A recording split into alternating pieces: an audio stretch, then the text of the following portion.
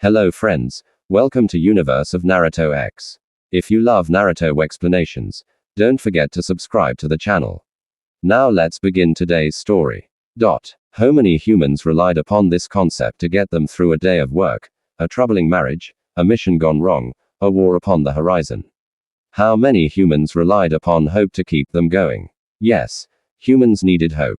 Hey, how hilarious. Human beings always so mighty. And when the world offered what they desired, yet once the world said no, once the world rejected their little attitudes, they reduced themselves to crying out to their ma.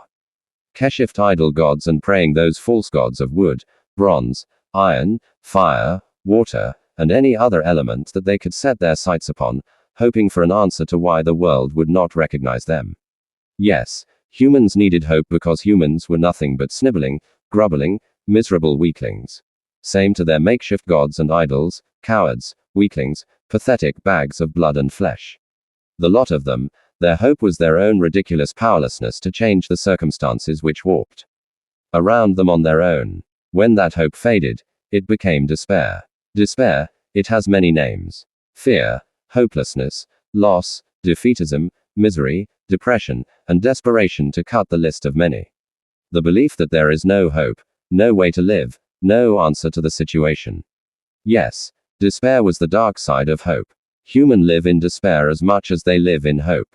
It will not get better.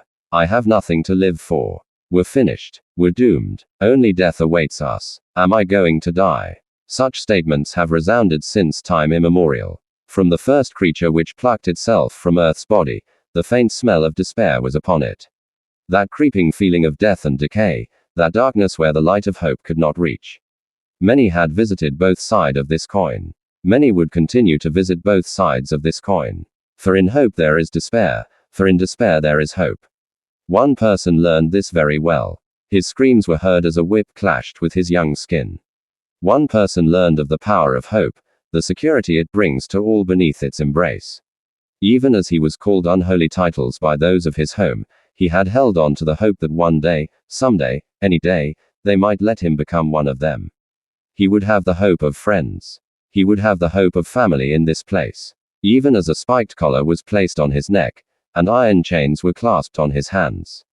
He had tried to hold on to the hope of the will of fire.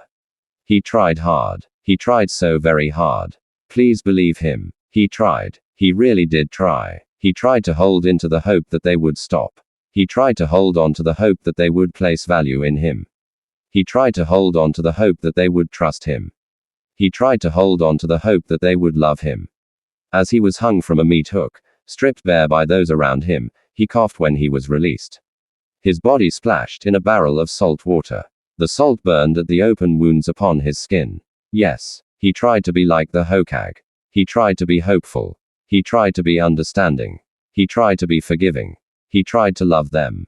Forgive them. Nah, they don't know what they're doing. They are only afraid. What about him? He was afraid, too. Didn't he get to earn the right to be afraid? They seemed perfectly aware of what they were doing. Whether from the water, from the pain, or from the need to escape, he could feel himself passing out. He could feel it coming again. He could feel the light leaving. He could feel the weight of darkness upon him. They will never accept me. This will never stop. I can't get away. Despair. He flipped the coin which laid at his feet. He screamed as he felt a strike of the whip against his wet skin. Each strike came after another drop into salted water. Each strike he walked further and further into the darkness. Each drop into cold, freezing, or boiling hot water led him away from the warm glow of light he had tried so hard to stay in. Was he going to die? He certainly felt like it when he felt the sting of hot iron on his body. Minutes must have passed like seconds. Everything seemed like a warped sense of bright colors, pain, and mumbled words. He couldn't even remember if he kept screaming. All he remembered was that his vision was getting darker. His body couldn't move and he was sure that he smelled something bad. Everything was going dark. Why don't I have a mom and dad? I know what you've told me before about how the Kyuubi ran amok. But I want to know about my parents. Who are my parents? What kind of people were they? There is no use asking about that. It won't bring the dead back. It won't bring the dead back. It won't bring the dead back. It won't bring the dead back. He remembered those words that the Sandaime spoke to him. His body grew colder and colder. He could see a pool of blood, his blood running across the ground next to the trash cans in the alleyways. It was him, that boy's name, who's taboo. He has no parents we can complain to. Alone, forgotten, worthless, sinner, wretch, vile, repulsive, monster, demon. He remembered these names. He had been forced to wear them for up to now. He had been forced to endure their weight. He had been forced to endure their burden. Upon the ground of the village he had been forced to tread upon, he could feel the small beats of his heart. Each beat slower than the last one. Uzumaki na container of the Kaubi no Yoko was dying. Na wheezed, but movement he could not produce. His body had stopped responding. Along with his body, all hope of salvation was gone. He was going to die in an alleyway among the garbage just like those of the village wanted him to. He would die a nobody just like those of the village wanted him to. Happy birthday me I'm N10. Na thought though his body could not move. He could feel the wet tears stain his face and then the ground. Why was he here? Why did he have to continue walking this ground only to be trampled at each and every turn? Why did Kami no answer his prayers? Was he not good enough? Was he not a good child? Had all of humanity and heaven forsaken him? They're only grieving, my boy. They have lost important people to them. Please just give them time and they will come around.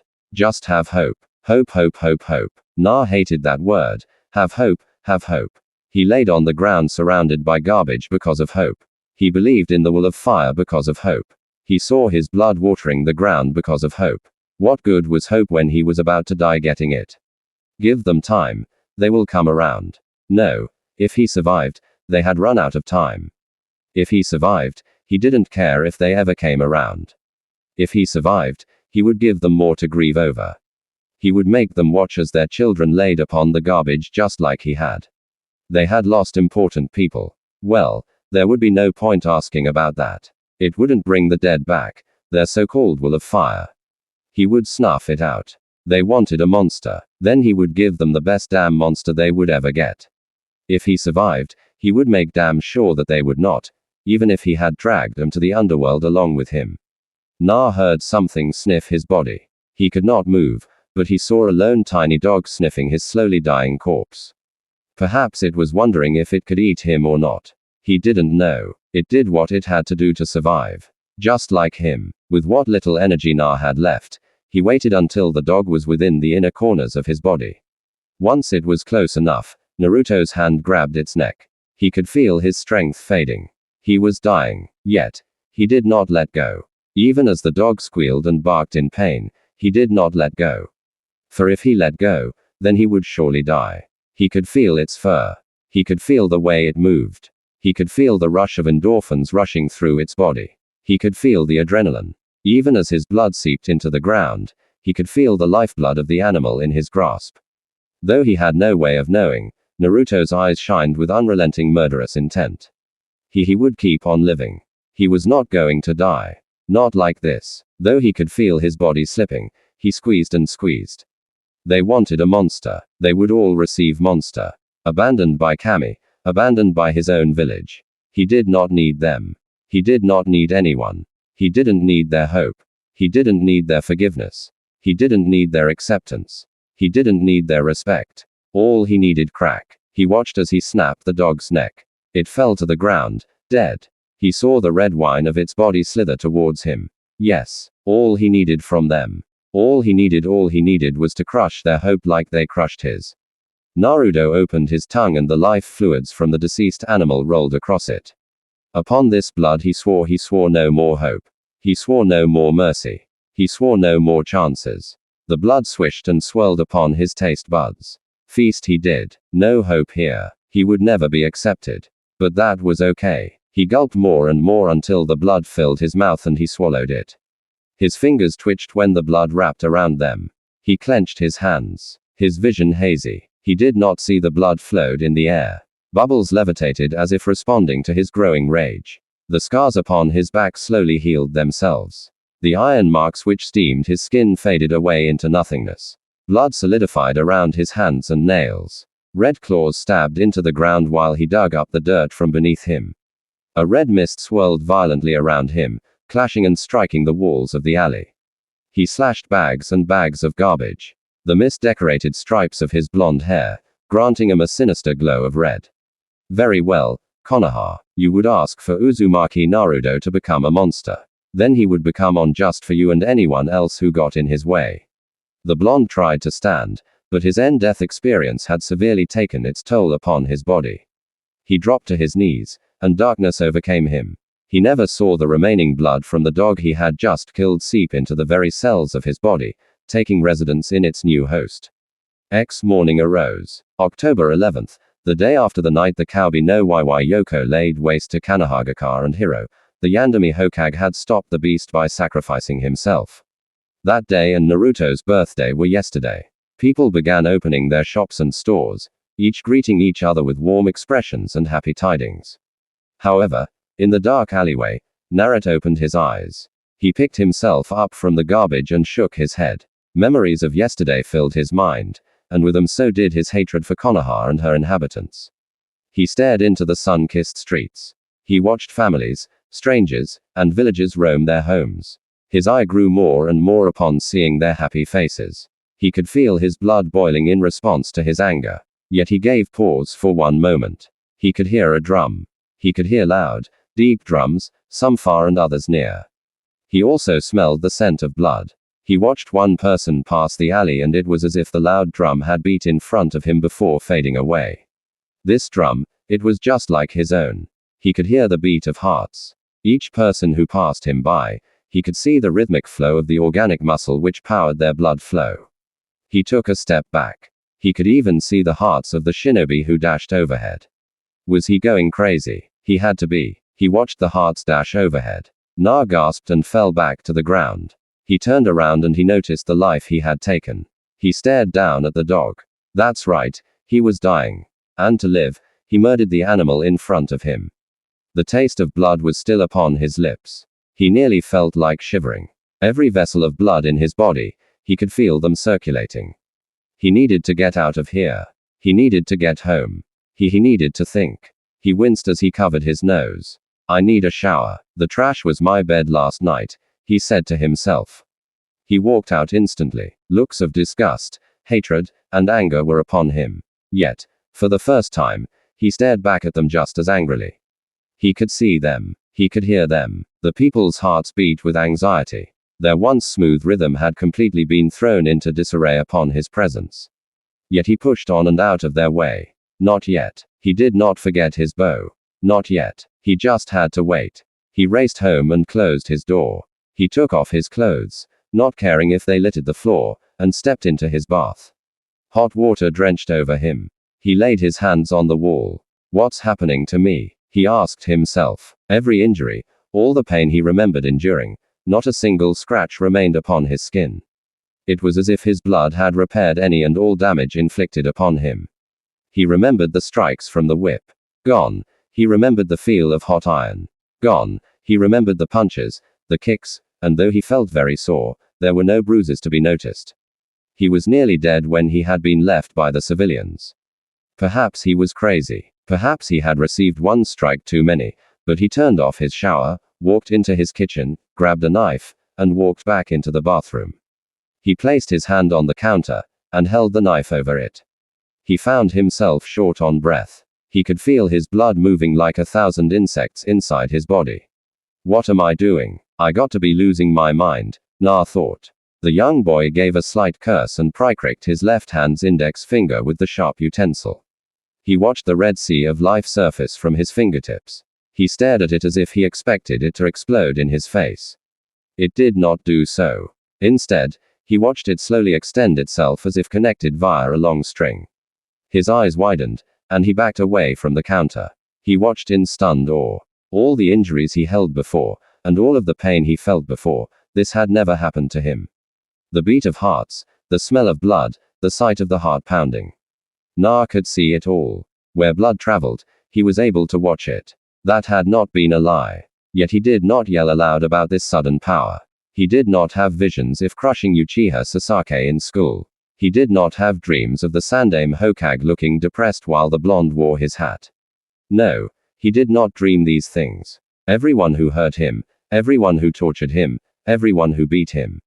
He could think of nothing but yesterday. How he would have liked nothing more than watch the dirt streets drink the blood of civilians just as they had made him do. He had nearly died yesterday, but old Naruto died yesterday, the one who was full of dreams of acceptance and a dream of becoming Hokage. None of that mattered. What did matter was that Na was absolutely angry. Yet now he had a way to defend himself. He had a way to fight back. He had a way to make them very afraid of him. Na turned back to the blood and he noticed it hardened. As if in response to his anger, the blood grew sharp and thin like a very small needle. A deep breath from the blonde, and he watched it become a formless liquid again. Now, how do I make you go away? Na wondered. No sooner than him asking, the blood slowly withdrew back into the cut he had made, and his finger was healed as if he had never been stabbed in the first place. Na stared at his finger for minutes. It was only because of the clock in his room that he broke his trance. It was time for school. The very thought made the young boy even angrier. Yes, time for school. As if being humiliated and beaten wasn't enough. No, he did not need them. Not Mizuki, not Suzume, not Ruruka. He needed none of them. Naruto filled up one of his backpacks with supplies and dashed out of the door. He didn't know where he was going, but it was much better than ever going to school. Screw them. Screw the lot of them. He'd be lucky if the teachers didn't decide to jump him. Yuha Sasake present. Azuaki Na. There was no response from anyone as a classroom of children looked at one of the lone seats and they shook their heads. Yuruka-sensei Naruto's not here. He hasn't shown up to any of his classes. A girl replied. Aruka wanted to smack his clipboard against his forehead. Of course, he wasn't in class again. Honestly, the Chunin teacher was beginning to wonder if the blonde just actively didn't want to graduate. He pinched the bridge of his nose and exhaled. All right, does anyone know where he is? Aruka asked. Hey, probably doing his stupid pranks again, Aruka-sensei. Can we just start the lesson? Who cares if he graduates? A loser like that's never going to be a good ninja. Another classmate replied. Yuruka frowned for a moment. All right then, Tada. While I go look for Na, why don't you write a 2,000-word essay for me on what makes a good ninja on the blackboard? That way, Naruto won't be a loser. See, I knew you always looked out for your classmates, Aruka said. The look of horror on his student's face made Aruka smirk. Sometimes being the teacher was worth the headaches. Aruka then walked to the door and opened it. I'm going to look for Na. Mizuki will be covering for me with the rest of you. He said he heard the class give the most depressed compliance to his statement ever. With a shake of his head, the Chunin left to go locate the troublesome blonde in question. Na dropped his bag on the grass in a forested area. Knowing his luck, Oruruka was already searching for him to drag him back to the rest of his pathetic classmates. The thought made him want to gag. Yet, as big pains in his classmates were, that was not why he didn't go. He wanted to know more about what was happening to him. He could still hear the beat of hearts, not of humans, but of animals, insects, and other creatures which walked the earth. Not a single human soul was among them aside from him. Right now, the world was his testing ground. Na watched a small bird land on a tree branch. He wondered, did the bird ever have hope? Did it wonder what it would be doing in the next 10 minutes? 12 hours. He did not know, but if it did, then he would take its hope away. Just as his had been taken, memories of yesterday filled his mind. He clenched his fists. He could see the blood in the bird swirling. Naturally, the winged beast expressed discomfort. It flapped its wings, but whatever hold Naruto had on, it did not lessen. He watched it squirm on the tree branch before falling to the ground. Na walked over to it. The bird chirped painfully, yet this offered no empathy from the blonde. None was ever shown to him. He watched the blood swirl around violently inside the bird. It seemed close to bursting. Na did not notice how red his eyes became yet. How did he pull it out? How did he make use of it? An idea popped into his head. He imagined the blade of that he had cut his finger with its sharp point, its steel body, and its deadly edge. Almost instantly, even Naruto was surprised when the bird screeched as red blade exploded from its body. It chirped its last. Kneeling down, the young boy placed his hand near the blood. What had made him become like this? He did not know. He watched the blood turn from as hard as steel to as flat as liquid once again. It did the same thing as his blood from before. He took a step back. The blood bent to his will and pulled itself out of its former host. He stepped about 2 feet from the body. The blood merely floated in the air. He moved his hand to the right. It swished to the right. He moved his hand left. It swished to the left. Now, how was he supposed to bring it closer to him? Maybe if I do this, he thought, and he drew his hand back. He watched the blood float towards him until it was right in his face. His eyes gleamed. For over an hour, Na practiced this ability. As odd as it was, and as creepy as blood could get, he made it form various shapes and sizes. Yet, the thing he practiced the most was how to weaponize it. It didn't seem too hard to manipulate. Whatever he wanted it to be, it could be. If he wanted it to be as sharp as a spear, then it could be. If he wanted it to be a ball, then it could be. Admittedly, it required a lot of focus from him to do this. Never mind making something completed like an iron-spiked club. Trying to imagine a ball with thousands of spikes quickly gave him a headache. He stared at his feet. He had killed 3 deer, 5 more birds, 10 rats, and about 3 snakes. The culmination of the deaths had led to a large quantity of floating blood. What Naruto also noticed was that just trying to keep it floating was hard as well, but that was fine. He stared at the large, massive orb in front of him. He was starting to get a headache, but he didn't want to drop it yet. He glanced at a tree and held his hand. He imagined a spike, the widest spike with the sharpest point. Yes, it was a definite headache, but he could feel the blood hardening as he swung his hand down. Na watched the spear crush the trees and ground in front of him, most likely startling any other animals in the area. He panted as he rubbed his temples. Okay, no more training. Bad headache, Na said to himself. He walked over to the destroyed tree branch. Not the best speak in the world, but it passed for what it needed to. As much as Na didn't like it, he would have to do some reading. Just the thought of forming anything he could made him smirk. And what better place to look than books? Suddenly, Na paused. He could hear it. He could hear the rhythmic beats of a human heart. He looked back at the spike of blood he had made. He sucked his teeth. He held out his hand. He asked for it to withdraw into him. Almost immediately, the spike turned into a pool and then twirled itself around his flesh. He watched his skin absorb it almost naturally. All of the animals he had killed, their life fluid was his for the taking. If he could master this, no one in the village would dare mess with him again. In fact, he could do worse to the village. He snorted, but now he had to turn his attention to the one rushing towards him. Nah, I knew I'd find you here. The blonde scowled. Great, one of the last people he wanted to see. He turned around and he noticed Iruka stepping into the clearing. Perhaps it was time now for a new training spot. Hello, Oruruka-sensei. To what do I owe the unwanted displeasure of your company? Na asked. Oruruka wasn't sure what made him shiver. Whether it was his young student's entire tone or his hateful gaze upon him. However, the teacher angrily marched towards him. You're late for school. Don't even think about ditching again. He said, those cause you all are so interested in my education. I'm not going back to spending my time wasting away at a desk. Let me guess. You want me to go back so you and the rest of the teachers can make your not obvious snide comments about me. Or maybe you want to make fun of me while I spar with my classmates.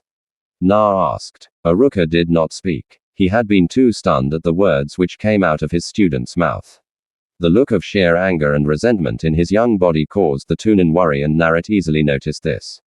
He gave a mirthless laugh. Yeah, you think I didn't know Iruka-sensei? You think I didn't know that you hated me? You think I didn't know that you wanted me to die just like everyone else? Always pretending you cared about me. Always pretending you were helping me. Well, I don't need your damn help. What did I even do to you all to suffer like this? Tell me. Na shouted. Iruka stiffened. Nah, the blonde could see it. Oruruka's heart was pounding. He could see the rush of blood. He could see his heart beating at least twice as fast. Yet the man's mouth remained shut. The blonde growled. Each and every last one of you telling me to forgive. Forgive. Forgive. Well, I'm sick of forgiving. Don't you worry, Oruruka-sensei. I'll do us both the greatest favor we deserve. Any interaction I have with you is the bare minimum. Na finished. Oruruka still didn't say anything. Na walked past him and picked up his things. He then gave a small grin. All right, Iruka-sensei. If you and the entire village want a monster, then I'll make sure you all get one. Turnabout is fair play, as they say. I tried being the good guy. You all didn't seem to like that. You all destroyed my hope of ever being accepted, but I'm not a vengeful person. I'll make sure to live up to your hopes by becoming what you all wanted, he said and walked off. Iruka turned around and watched Naruto's form disappear. He would have to quickly notify the Hokage of this immediately. He couldn't handle the shudder which flew across his spine. It felt as if a swirl of malice was headed for the village in the form of a 10-year-old.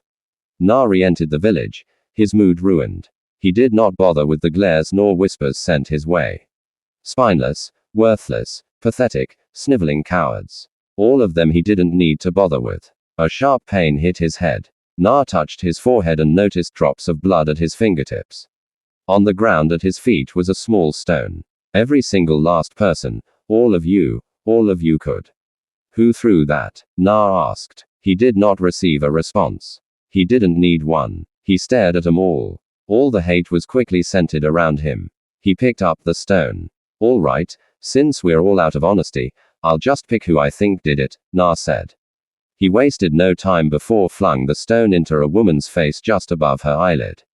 This made her scream as she covered her face. People looked on in shock at her pain, but the moment they turned to look at Naruto, he was gone. Na closed the door to his home behind him. He dropped a pile of books he piloted from the library. He doubted they would miss them anyway. Yet he would not read them now. He hoped to save them for later when he could make this headache go away. Whether it was from the training or that stupid somebody who threw a stone at him, he wasn't sure. What he was sure of was that he needed some rest. He climbed into his bed and closed his eyes. He heard the small pattering of feet. Na opened one of his eyes and he saw a rat scurrying about his floor. His pupils glowed with a sinister red light. He could feel his consciousness slipping, but he didn't seem to mind it so much. In fact, he welcomed it. He embraced it. He glossed over the intruder. That rat, what was it thinking about? Did it want to find food? Was it taking care of its young ones? Did it just want to find a scrap of food to bring back to its potential newborn baby? What did it hope to achieve? Well, that didn't matter. He held out his hand. After all, hope was a stupid false reality anyway. A grin marred his face. Yet, there was no radiant joy to be found there. He grinned when he heard the rat squeak in pain as the blonde clenched his hand into a fist. The rat squeaked from the unknown pains which plagued it until dozens of spikes-shaped blood blades exploded from its body, killing it instantly. It washed his floor as Naruto fell asleep.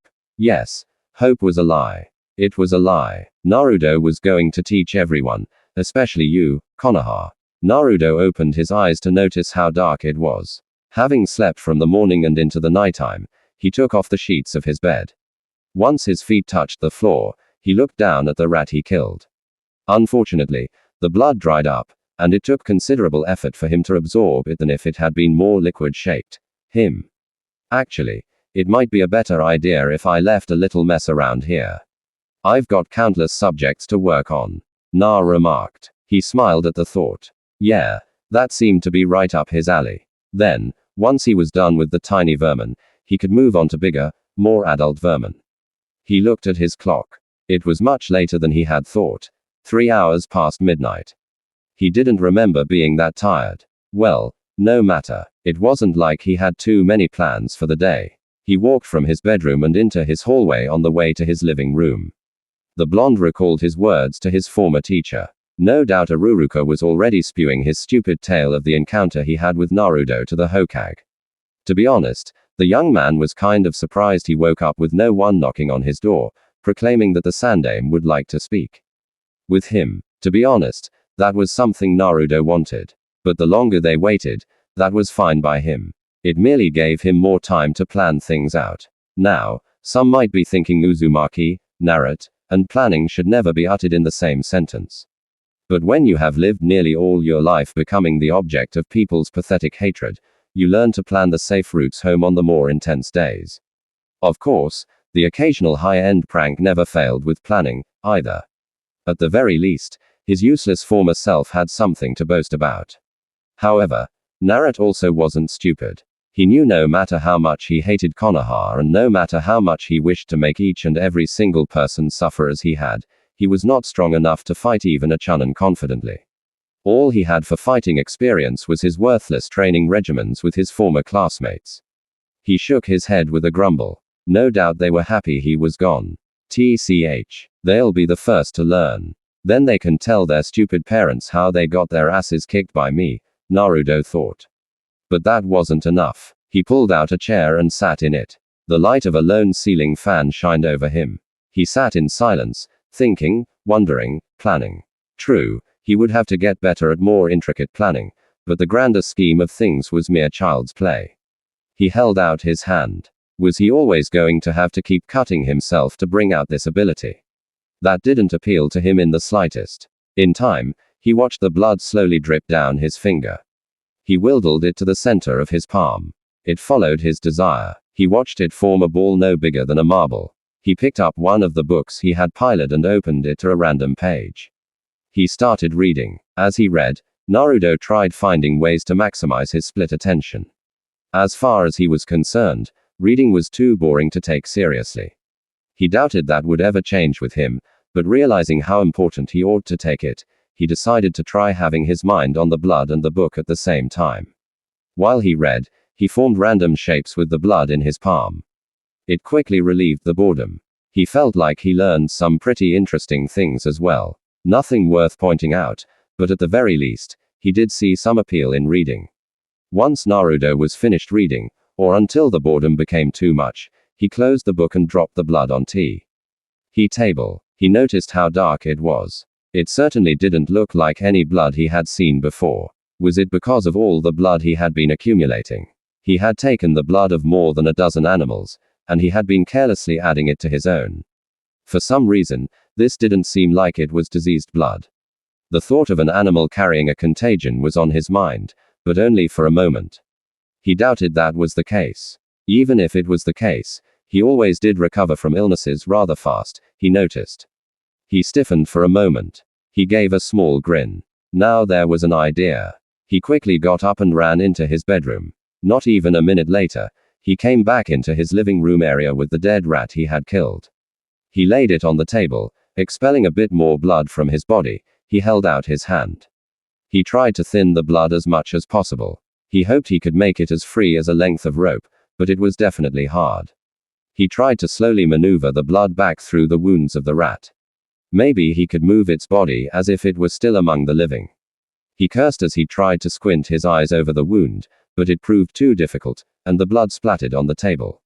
Na gave a slow pant. Great, he thought to himself. Well, at least he found another thing beyond him at this point. Still, it was an idea that held value. He'd have to work on that later. Before long, the sun shined in Naruto's face. He turned towards his blinds. He then glanced at his clock. He had been awake for nearly 3 hours. He stretched and leaned back into his chair. Thoughts of how he would spend the day flew through his head. He had to admit, even if it was pathetically boring, at least school forced the time to go by. Then again, it wasn't like there wasn't anything he couldn't do. For now, he could feel the immense quantities of blood circulating through his body.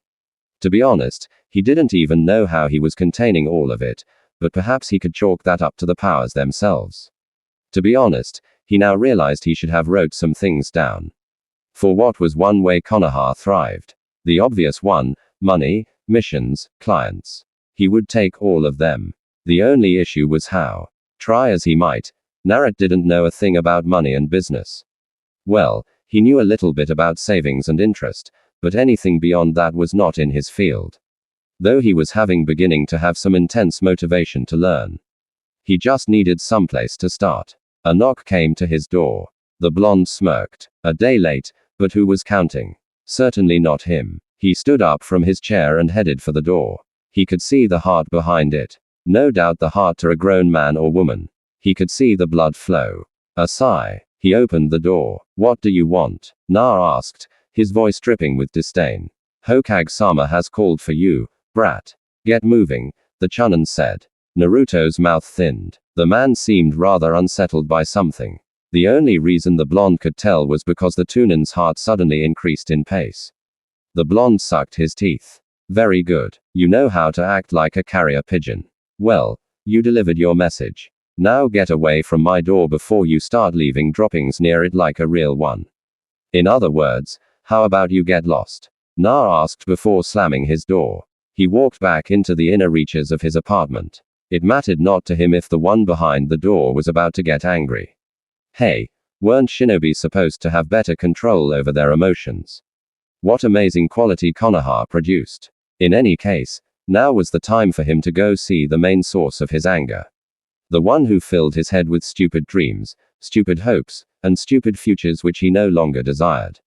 Still, this was the Hokage after all. No matter how old, he was stronger than Naruto, and the blonde knew it.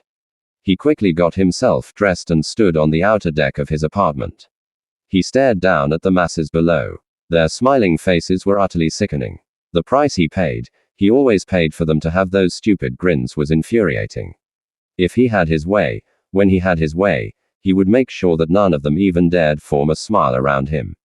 He jumped off the railing and into the streets. His hands in his pockets, he marched for the Hokage mansion. He stopped for no one. Even when he felt the glares upon him, but for once, he was actually happy for them. No one in this damn village deserved to be happy. Hisan Serbi, Sandaime Hokage of Kanohage Nosado, wore monikers such as the God of Shinobi and the Professor with great pride, for in him laid the foundations of pinnacle shinobi prowess and nearly insurmountable years of wisdom in both physical les and political battles. A firm believer in the will of fire which had been passed down to him from the Nadim and Shadaime, Hisan had always tried to work in the best of interests of everyone. Even if they were not always successful, he always believed it was for the greater good. When Yuruka had come to him yesterday telling him of the things Uzumaki Naruto had told him, he had grown worried. Naturally, they sounded like idle threats. But with this specific situation, the Hokage wished to not take any chances. The only reason he had not called forth Naruto yesterday to discuss these claims was because he had a council meeting which needed to be addressed. If they were not, he had feared that the boy he came to grow attached to would be lost forever. A knock came to his door which pulled him from his work. Enter, he said. He watched Naruto enter the room. The boy seemed well as far as Serbi could tell, but he was concerned when Naruto did not greet him with his usual boisterous smile. In fact, dare Hirozen say that the blonde looked very upset. What do you want, Gigi? Naruto asked, his tone filled with dismissal and unconcern. Hai frowned for a moment, but cleared his throat. Naruto was never one for respecting authority, so perhaps he shouldn't have been surprised. He only wished that hopefully the boy would show the proper respect to his superiors down the line. The Sandaime placed down his writing materials and pushed his papers to the side. Nah, my boy, a bit of a grumpy mood you're in. Do not worry, I've not called you here for any trouble that you've caused, surprisingly. No, I wanted some things clarified that I heard from one of your teachers, Aruka Yumino.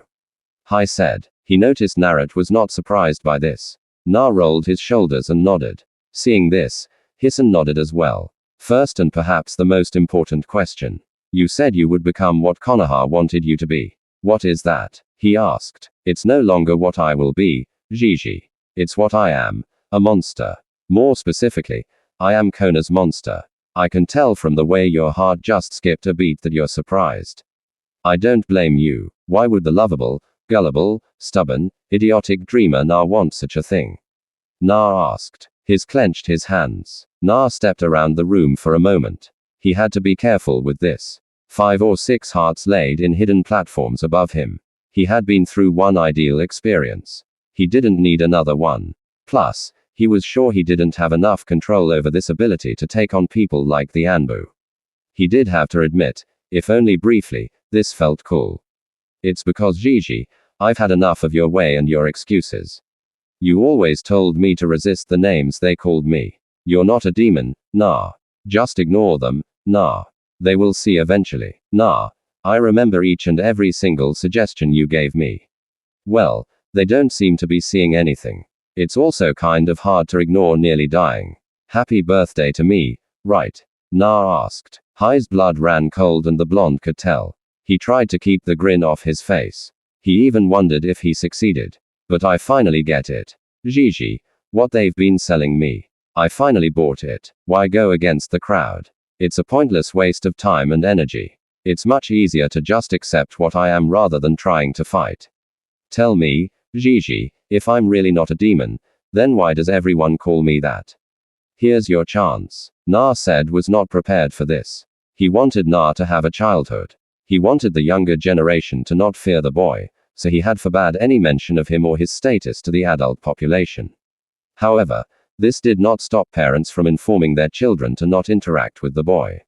Even now, hearing that the boy on the day of his birth had suffered a death experience made her understand that he had truly underestimated the hatred which festered within the hearts of his people. Now, he was watching those consequences grow. Yet, he could not tell him. He couldn't tell the blonde yet. He wasn't ready. I'm sorry, Na, but you can't think that way. I know it's been hard, but you can't let hatred overwhelm them. Please try to forgive them. Please try to have hope.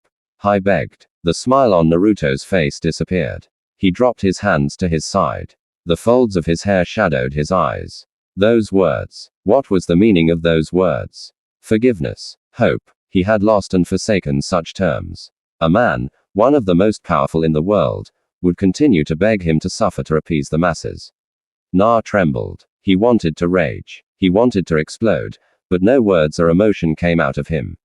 It was as if his hatred had been blanketed by the shock and disgust of what had just been proposed to him. He breathed a sigh. I know it's hard, Naruto-kun. I swear I will find the men and women responsible for what happened to you, and they will be dealt with accordingly. Wasn't it your dream to become Hokage? To become the greater than any of the Hokage who had come before? Even me, will you turn your back on your dream? I asked. Turn his back on his dream. Dreams. Dreams. How dare this decrepit withered fool talk to him about his dreams? Yes, he had those dreams. Now where did they leave him? Broken, ruined, cursed, and stepped on by the people he thought he would give his life protecting. What about his dreams of acceptance? What about his hopes for recognition? What about No, no, he swore. He goddamn swore he did not need anything they had to offer him. Anything Konoha gave, he would return tenfold. Anyone who mocked him, anyone who spoke ill of him, anyone who hurt him, anyone who got in his way, he would crush them like they wanted to be crushed. A monster they wanted. And what does a monster do best? It devours everything in its way. Before it, everything else is food. You speak of dreams, Gigi. Why would I want to be the Hokage of the bunch of spineless, talentless, worthless, delusional, second-rate garbage that makes up this village? In fact, why should I even become a shinobi in your ranks? That would be my duty, right? To protect Konoha and all her inhabitants. Well, you all haven't been really welcoming of my help, so I don't see the need to ever provide it. In fact, when I'm 16, I should just leave. I think that would be good, not just for me, but for all of you. Give me one reason. Give me one damn good reason that I should continue to strive for the acceptance of this stupid village. Gigi, give me one good reason that I should continue to treat everyone here with love when I get none. Na snarled. I said nothing for a moment. He then closed his eyes and took a puff of smoke. Naruto was right and Hisan had only one possible reason. He released a breath. It's what your parents would have wanted, my boy, the Sandaime said. He stared into Naruto's eyes, pleading. This was not the right reason. The Sandaime and the Ambu which protected him wondered if they were seeing an illusion when the young blonde balled his fists. He clenched them hard enough for blood to spill. However, he took a slow breath and released his anger. Wait, perhaps he could turn this situation to his benefit. He knew he wasn't thinking clearly. Konoha had controlled him enough. He didn't need to give them any more. Granted, at this point, he would rather his parents watch as the streets of their village ran red with the blood of all inside. But the Hokage didn't know that. First rule of a prankster, if it's expected, then it's not worth doing. Parents. That's a good one, Gigi. And why should I care about what my parents want? It's pointless to ask about that type of thing. It won't bring the dead back, right? I'm just following your advice. The blonde said. He could see the Hoage's heart slow a beat for a moment. He inwardly smirked. So, there was definitely something going on here that he wasn't aware of. He just had to find out what it was. For himself, Hisan nearly felt shame cover his face. He had never thought that his words would come back in his face in this manner. He had only wished to spare the boy more suffering if he was told how great his parents were. Now, it seemed as if he had disregarded their existences entirely. It was dangerous, but Shinobi had to rectify that. Naruto-kun, you are right. I did say that. You must understand your father had great enemies. They were very powerful. I can't tell you. It's to protect you, Hai remarked. Now this made Na curious. So Daddy Dearest was not only someone strong, but he was also someone who garnered the growing hatred of other people. He hoped he could remember to write that down when he got home. Protect me. So far, Gigi, I don't feel very protected. I said, give me a good reason, not a worse one. Na replied. Hai had to smile at that. Of course, Naruto would want to know more about his parents. What 10-year-old orphan wouldn't want that? Very well, Naran. Then how about this? Go back to the academy graduate and become a tunin. If you can do that, then I will tell you about your parents, the Sandame said. Na scoffed in the confines of his mind. HMP. Make him work for something he should have known by now. Oh.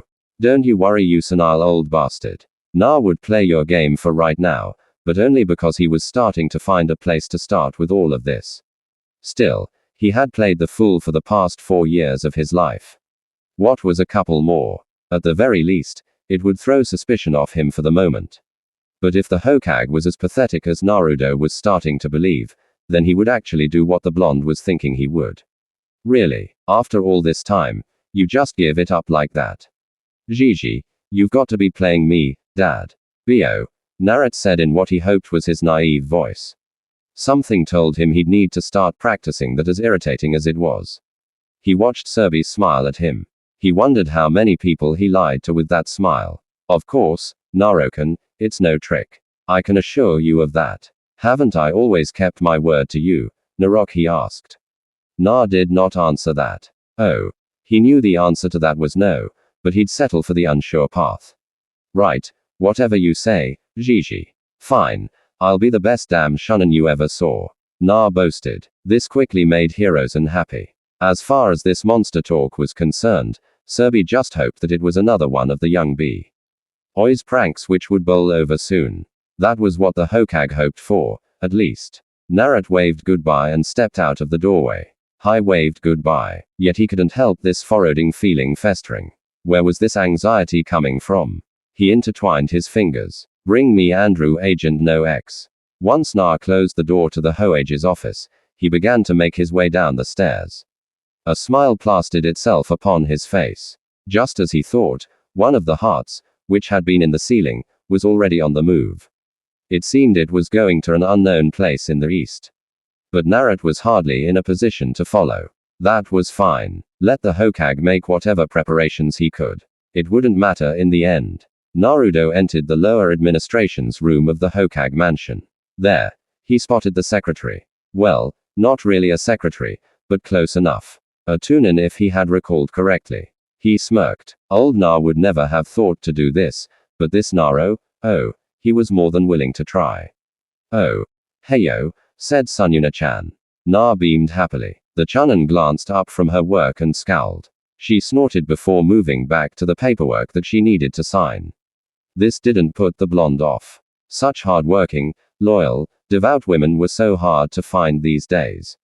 He could appreciate those remaining studious. After all, he liked to think he was hard-working as well. Ah. I see you're busy. Well, I won't keep you long. I was just wondering if you could pick me up some books on business management. You see, I'd get them myself, but the librarians don't like me very much. Think you can do that? Na asked. The woman growled before she spared him a hateful gaze. I have more important matters to attend to than wasting my time on someone like you. Get someone else to get your books for you. Now get away from me. You're distracting me, she said. Na scratched his cheek. He then held his head down with a dejected sigh and faced the door. Oh well, what was he expecting? He pushed open the door and turned around. By the way, Satsuna-chan, how is your husband Kanaro-san? I can't tell whether you guys like to roleplay or not, but if Kanaro-san is making you call him Takushi, then I think you guys need some space. Then again, there is also the Takawi who also lives right next to me. Is he making you into a singer or something? Because I remember hearing a lot of sounds next door to me. I'll be sure to let Kanaro-san know about your new music career, the blonde said and closed the door. Satsuna's blood ran cold. No, Takashi had sworn he put up a seal for privacy. How could the brat have known? No, she couldn't let her husband find out. Their marriage had been growing stale for a while, and curse her weakness, Takashi had just rolled some sweet words on her, and the one who had to ear them was the boy. Ever since a mission a while back, Kanaro hadn't been able to perform for a while, and she had gotten frustrated. Horror spread across her face. She stood up from her chair and rushed out the door to find Na leaning against the wall. I knew you'd see things my way. Just drop 'em off at my house. Also, tell Kanaro-san I said hello, Na said before stuffing his hands in his pockets and walking off. Wait, is that all? I just have to do this for you and you'll leave me alone? She asked. Na faced her. She felt a shiver run down at his smile. Then there was the snicker which escaped his lips. He fully faced her. Leave you alone after only one chore. You mean like you left me alone after only one name calling? Or one comment by my absent parents? Dear Suitsuna-chan, I would suggest you get comfortable. You and I are going to be very intimate friends from now on. That's just the first of many assignments I'll give you. I wonder what your husband would say if he could see you now, Na responded. Setsuna scowled. You damn brat. You really are a monster after all, she said. He did not respond to her. He only widened the smile on his face upon her statement. Oh yes, this was going to be an interesting time. But for now, he would go back to the academy next week. No point in giving Iruka some false sense of hope that what Naruto had said was a lie. So with that being done, he went back into the forest and trained with his ability for the next 6 to 7 hours. Yes, many animals suffered, but they were definitely put to a good cause. Well, his good cause anyway. He also exercised as much as he could. Out of curiosity, he had wanted to see how much blood he had obtained so far. Needless to say, but that nearly gave him a headache and another death experience if he hadn't taken it all back. It was quite the quantity. Still, he would need more to practice with, but he couldn't go around just killing all the animals. Plus, the rats which littered the apartments and homes of people wasn't nearly enough for him. Now, people was a different story. But he hadn't tried his abilities on a person just yet. But there was no need to rush. He had created at least several weapons from books. Now, if only he could create them faster. He would need to if he was going to do battle with them efficiently. He wrote this down in his notebook. Granted, he tried drawing illustrations, but even he could admit that his art skills were repulsive. Yet, he persisted regardless, not like anyone else would be seeing this notebook anyway. He would have practiced for longer, but he noticed he was entertaining a guest. He could tell because he could sense the heartbeat about 10 to 15 trees away. Luckily, he had decided to take a water break, so he doubted the person saw anything. Unfortunately, he couldn't get a good look at them since it would most likely give his position away, but he could feel it. Their blood, it was strong. He wasn't sure how he could tell, but it oozed stronger than he had thought any blood could. It gave off a near overpowering aroma, but he did not yield. Whoever the blood was connected to, they were very strong. So strong in fact that he wanted them on his side. Such rich blood meant that the person was fit. Such hiding tactics meant that they were a shinobi and a good one at that. I bet sent them. Not like I didn't expect him to. Now I can get started. Na thought to himself. You see, during his training period, Na had learned something. He had learned something that made his face nearly tear in two. It almost made him blackmailing little Satsuna-chan almost not worth anything. Almost. He picked up his things and exited the forest area he had been training in. Who says pranking doesn't have real-world applications? He could feel the person still behind him. He hoped he didn't give anything away. After all, he had more things to test out. Having an unknowing partner was going to be more fun than he previously envisioned. He climbed up the stairs of his apartment and grinned when he saw a pile of books in a bag just in front of his door. Good girl, Satsuna-chan, Na thought. He grabbed the pile of books and walked into his house. Once he closed the door, he quickly turned around and faced it. Now he could look without being seen. It was a woman based on the outline of her blood flow. The blood curved around hips that shouldn't be there for a male ninja.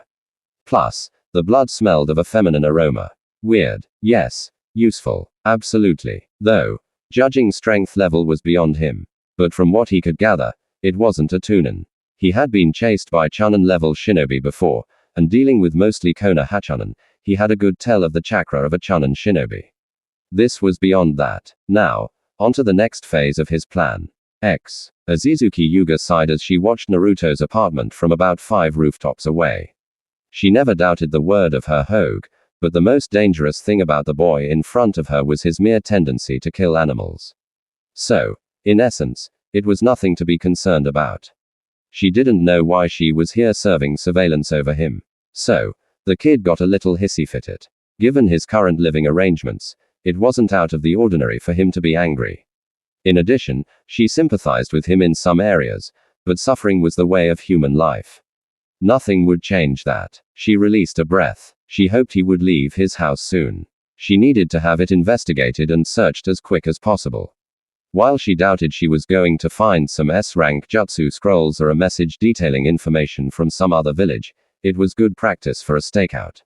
She had a feeling this would be happening for a while. Yua stiffened when she saw Naruto open his door. He gave a wide stretch of his arms before he walked away from his apartment.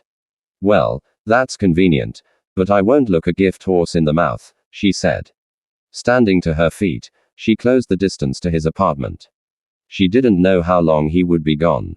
True, she could knock him out before he could blink, but why take the risk? Once she was sure the boy was gone, Isuki Yuga stood on the railing of his outside platform. She noticed his glass window door. She grabbed the handle. She was surprised she heard the door slide open. His door's unlocked. I figured the kid would have a higher case for self-preservation, she thought. She stepped inside and silently closed the door behind her. The female Ambu was rather surprised to see how clean his room was for a boy. Not too many clothes laying around the floor. No dirty laundry. No inappropriate reading material on the bookshelves. All in all, a fairly normal-look room, among other things, she thought. She didn't see any harm in it, so she took off her mask and breathed a tad. Her purple hair straightened itself out. She knelt underneath his bed and set up a small audio recorder with audio enhancement. Sorry, nah, but this was for the good of Konoha. Unfortunately, your privacy wasn't a factor. After setting up a small camera near his closet, she opened the door which led from his bedroom and into his hallway. Her eyes moved with expert precision befitting a top-ranking kunoichi of Kanehage. Yugao placed mics and cameras in his bathroom, hallway, and dining room area. Now all she had to do was the living room area. She stepped into the living room area. As soon as she stepped into the living room, she gave pause. Why did she feel tense? She had watched the blonde leave his room more than 20 minutes ago. So why did she feel a bead of sweat drop down her back? It was as if the room breathed rage and resentment. She wondered if she had been taking too many missions and needed to request some time off. Hopefully, Hayat would appreciate some alone time with her. Yet, as she worked, Yuga couldn't rid herself of the feeling that she was being watched. She'd turn around only to see rats scurry the blonde's floor before running once they were aware she spotted them. What's wrong with me? It's just a kid's apartment. What am I worried about? She asked before setting up the last camera with installed audio recorder. Great, now she could get out of here. The silence in the living room was becoming unnerving. It was like the very air had died around her. Yuga was snapped out of her thoughts when she heard a shout. What the hell? Who are you? What are you doing in my apartment? She stiffened and turned around to see her target staring at her in shock. Time seemed so slow to her. What was happening? How didn't she hear him come in? Nothing should have been able to sneak up on her so easily. Plus, he got a clear look at her face. She sucked her teeth. Sorry, nah, but I'm going to make sure you never remember this encounter. She thought in an instant. The Ambu slammed Na against the wall, her hand around his throat. The young blonde coughed and gagged as he grabbed her arm. She hoped to make him lose enough air to pass out, but his kicks and flailing were getting annoying. Suddenly, she flinched in pain when she looked down at her gloved hand. The material had been cut open, and so had her skin. She watched her hand bleed. She dropped the blonde and backed away for a moment. She stared at her bleeding hand, yet it didn't flow like she expected it to. She watched it slowly rise into the air. She took a step back, her legs shaky. You know, Anbu-chan, it's bad to walk into people's homes without permission. Dado, now why don't you tell me what you were doing in here? Na asked. Yuga gave no response. She could feel her chest burning and she could feel her vision fading. She glanced up and her was struck by horror when she saw Naruto's arm coating in red blood. Her blood it fashioned itself into the form of a blade. Her blood dripped from his fingers. Hokage-sama had to be warned. Or, the silent treatment. Well, no worries. I'm a former prankster after all. I have fun ways of making even Anu talk. We're going to be good friends. And Bunu ni-chan. The best friends ever, Na said, and she watched him lick her blood from his hands. Yuga stilled. It was as if pure thunder had been sent through her body. All strength left her form, and she found the room tilting to the left. It tilted so much that she felt pain when her head slammed into his floor. Her eyes wide, she watched him stand over her. With the last of her vision, she watched him take her bleeding hand. Are you scared? Good, because whatever hope you have in escaping me, I will destroy it. Just as he paused and touched her wound with his lips, her vision became an abyss of nothingness. Her body numb. Quote, ... Kona had destroyed mine. Ha he. Ha ha. Hayate Gecko sighed as he finished eating his anniversary dinner alone. He thought Yuga had time off so that they could spend the day together. Granted, he supposed that Anbu life was much more tedious than anyone could initially think. He understood it was a very taxing job which required the knife-full attention of all shinobi underneath its banner.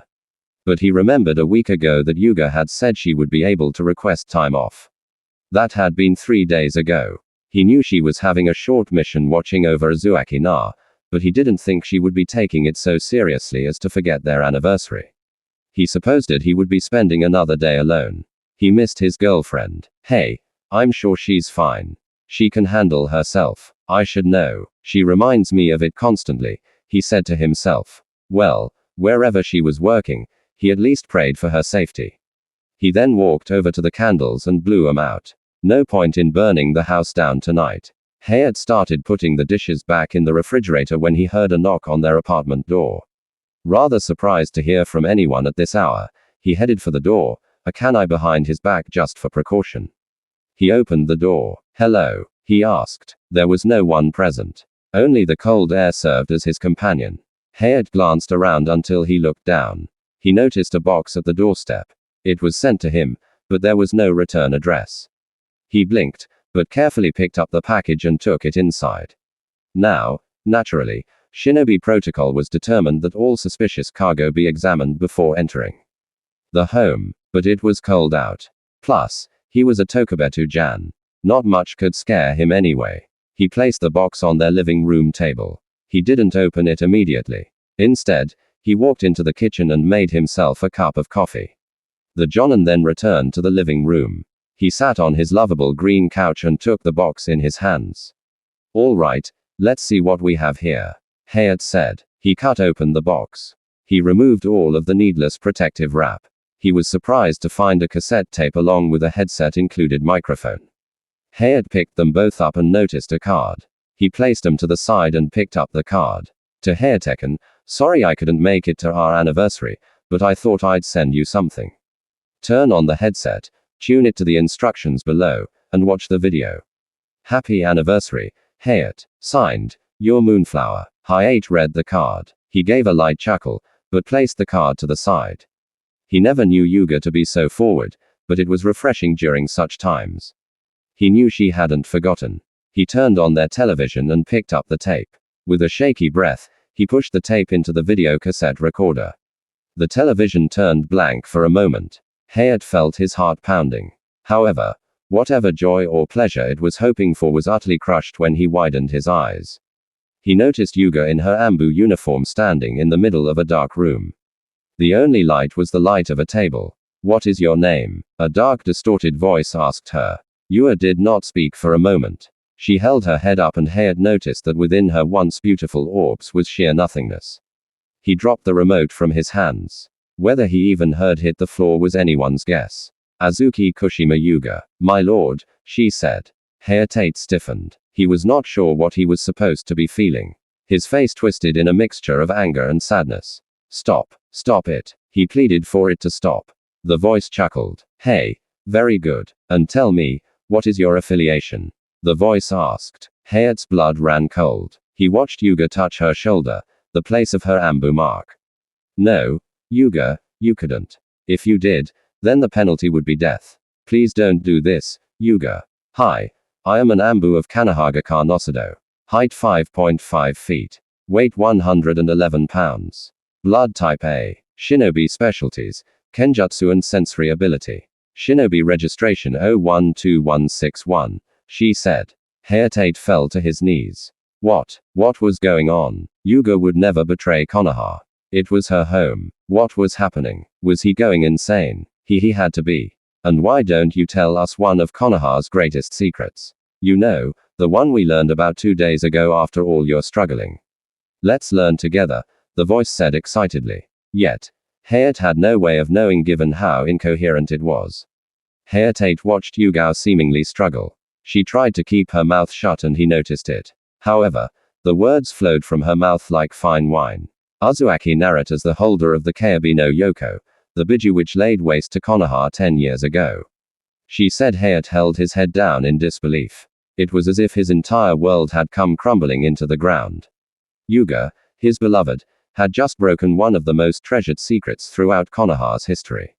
He wanted to cry. He grit his teeth in anger. Whomever this person was, he was going to make them pay for this. But first, he had to warn the Hokage that they had been compromised. A juicy piece of information. We can make use of this. What would you beloved Hayate think if he saw you betraying your family, home, and countrymen? How disgraceful of you, an ambu of Konoha, the voice mocked her right in front of his eyes. Hayate shook with utter rage, but he was surprised when life returned to Yua's eyes. She panted heavily. Hayate, get to Hokage-sama, you have to warn him. Konoha has been compromised by Narg. Hayate watched Yuga clutch her chest. She dropped to her knees and her consciousness faded away. Now Yuga-chan, you know what happens to Anbuni-chans who don't follow directions. Now then, let's see what Mr. Lung Disease has to say. The voice said. The video cut right then.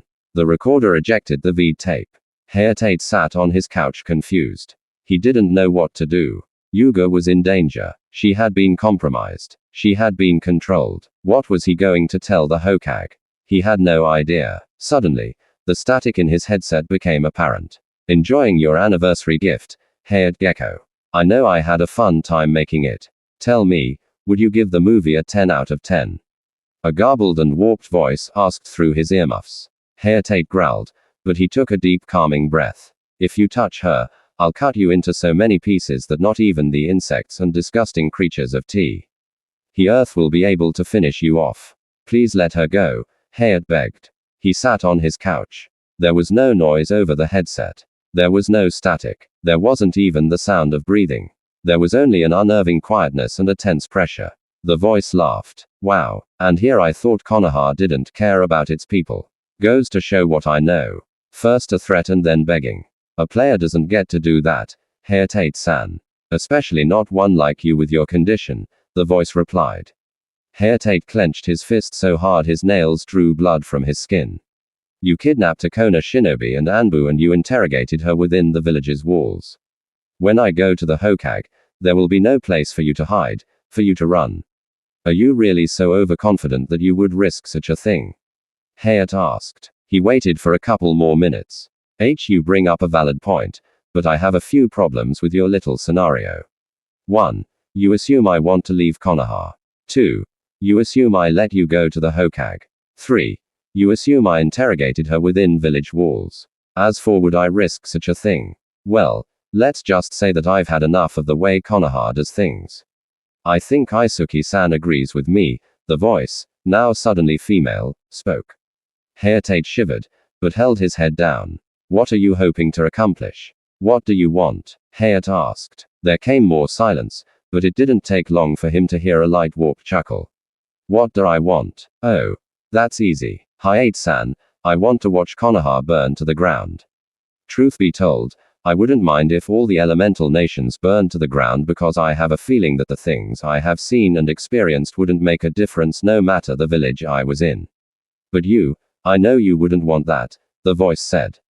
Hayat stood up. What are you talking about? Is this some kind of sick game? Some test? He demanded. Yet, the voice was hardly displeased. Hell, he could tell from the tone that the voice, though still unidentifiable, wasn't even concerned. No, I wouldn't call this that. Tell me, Hayat, which would you rather save, your girlfriend or your village? Note, this is a trick question. See, you're going to run some errands for me. You're a Tokubetu-jan, so no one's going to question you on. No, I will not play your games. Once I speak with Hokage-sama, you will be mailed your beloved Yuga's head in a box. If you want that, then go to the Hokage. Go to your friends, family, or any Konoha citizen willing to listen. I will know about it. Ignore my instructions, she dies. Fail to complete your objective, she dies. Talk to anyone about what was said here. She dies. I'll keep in touch. Oh, and keep the video as a memento. The sound of the connection was cut.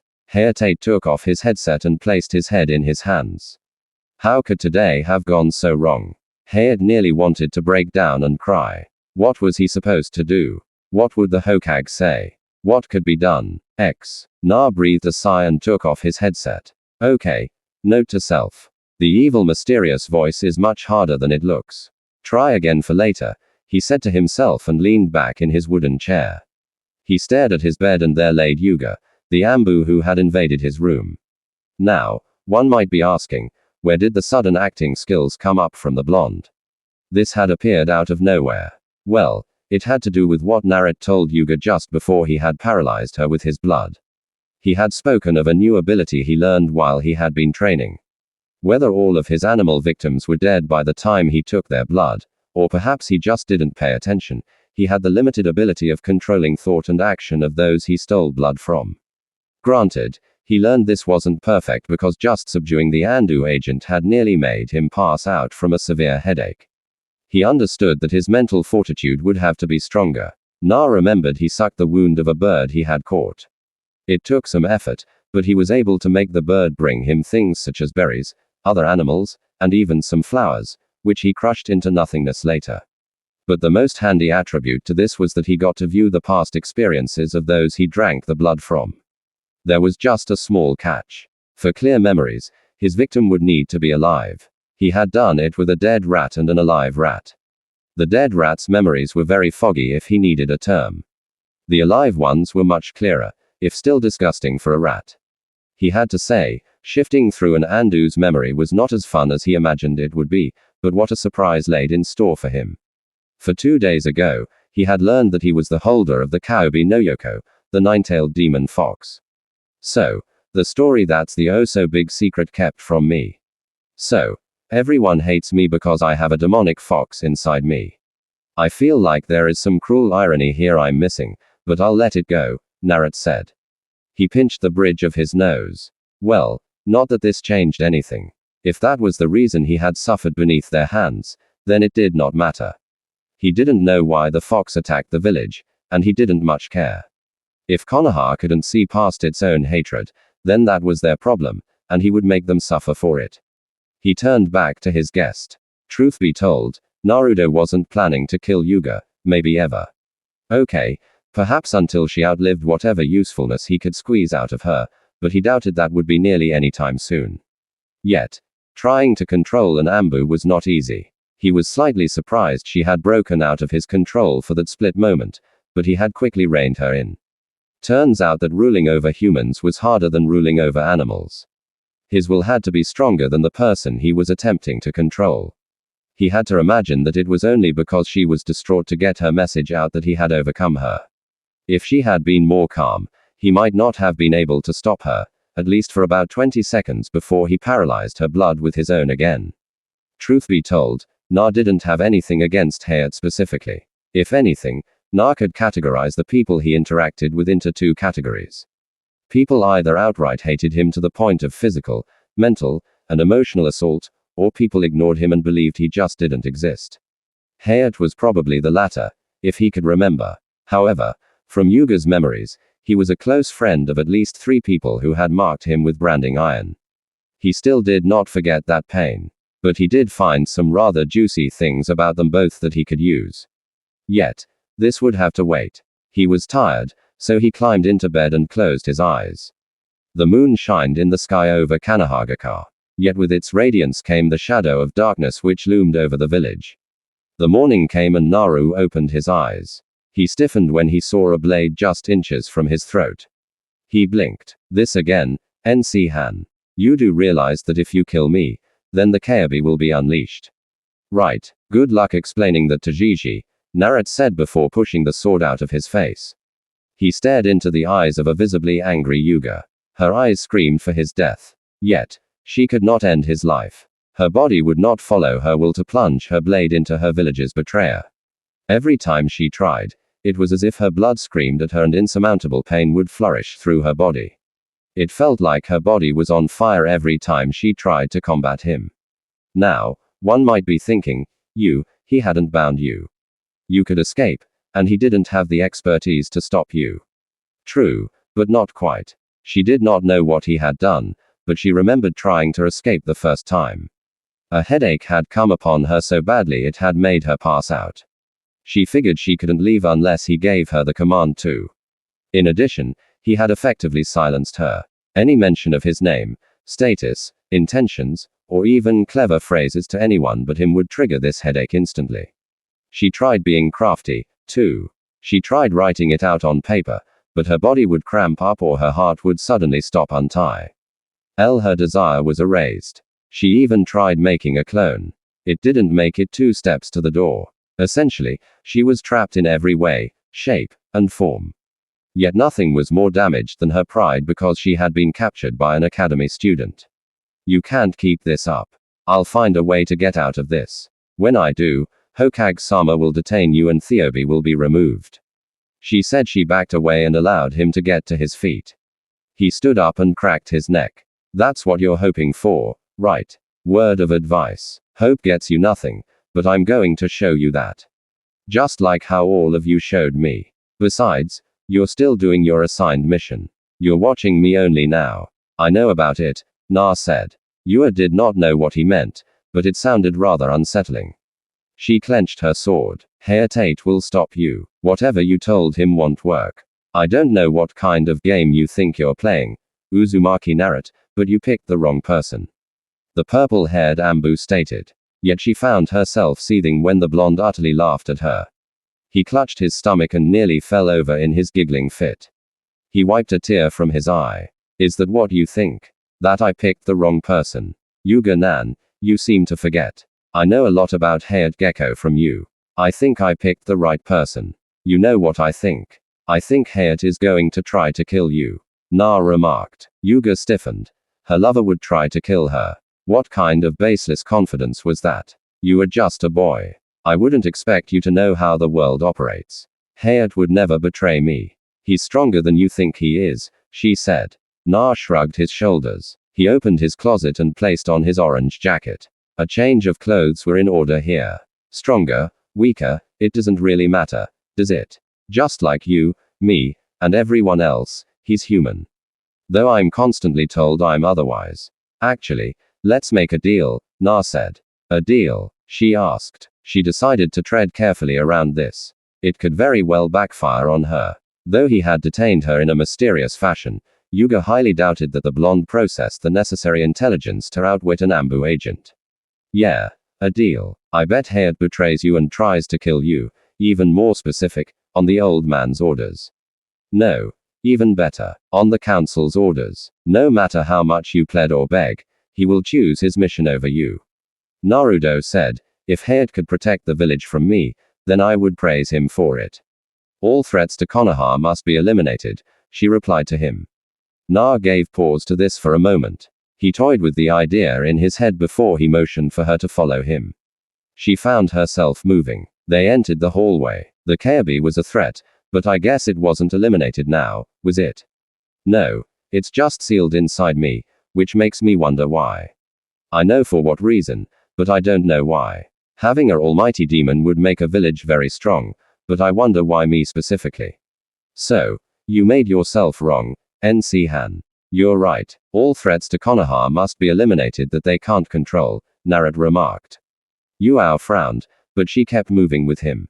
If you win and he does listen to you, then I'll stop every single thought going in my head and I'll turn myself into Gigi. If I win, you are mine. You obey anything I say. No matter what it is, he said. Yuga dropped her hands to her side. Na could see her eyes not focusing on him. Her mind must have been rapidly going through every possibility. And if I don't play along, she asked. Na smirked. He had been waiting for that question. Rather obvious even to someone like me, he thought, but he cleared his throat. Well, if you don't play along, then your sick boyfriend is about to get much sicker, the host of the KAB replied to the Anbu. Yua shivered. She still had no idea how his abilities worked, and she could not afford that risk, so she begrudgingly accepted. Na picked up some of his books in a backpack. Cool. Now, obviously, I've still got assignments for you. Obviously, you can't come into contact with Herr Tate or this whole bed is for nothing. Let's see how long your hopes hold out then, Naruto remarked. She glanced off to the side. She didn't need to tell him that she accepted. Not like she had much choice in the matter. Well, I'm off to the academy. It's been about a week. Break my stuff and I'll give you an even harder headache, he said as he closed the door. Yuga looked around his room. Why was she feeling anxious? Herr Tate wouldn't betray her, would he? Na scratched his cheek. To be honest, this was getting to be a bit harder than he had envisioned. Now, the question was, what exactly was he going to do with Pawn 1 and Pawn 2? He was reluctant to send Yuga anywhere. Yes, he was a bit dense, but he was hardly stupid. Azuki Yuga was an Anbu, the best of the best. As soon as he let her go, she would try and find a way to escape. Granted, with the link of blood they shared, he would always know about it, but having to handle an Anbu was not as fantastic as he might have envisioned earlier. Well, at least the academy will give me some time to organize my thoughts. Plus, thanks to Anbu-nan's memories, I can actually start practicing some actual fighting, and none of that garbage those stupid teachers brag about. Naruto thought. Yes, that worked well for him. Not like he would give the teachers the satisfaction of any more of his time. It didn't take long for him to reach the academy. He stared at the building for Shinobi education. His face scrunched up in disgust. Great, now he had to reacquaint with them as well. Tisk. Let's get this over with. With any luck, the rest of my sanity won't die as well, Na said to himself. He opened the academy door and stepped inside. Wow, it looks like you really can apply yourself when you try, KBA. You got the question right. Good work, Mizuki said with a smile. He watched Ka grin proudly. The Inuzuka then pumped his fist into the air before sitting down. The teacher shook his head before turning back to the blackboard. Mizuki coughed for silence. Very good. Now then, can anyone tell me the political implications that all 5 nations have together in economy? Mizuki asked, however, before anyone could answer him. The door was slid open and everyone gasped when they saw Na come through. He closed the entrance behind him. The teacher smiled. Ah, Naruto-kun, back from your week-long vacation from school, eh? Not to mention, you're nearly 20 minutes late. What do you have to say for yourself? Mizuki asked. Truth be told, the teacher was rather surprised to see his blonde student after the stories that Iruka had been telling him. From what he remembered hearing, the Hokage had begun quiet interrogation of the village populace for what happened on October 10th.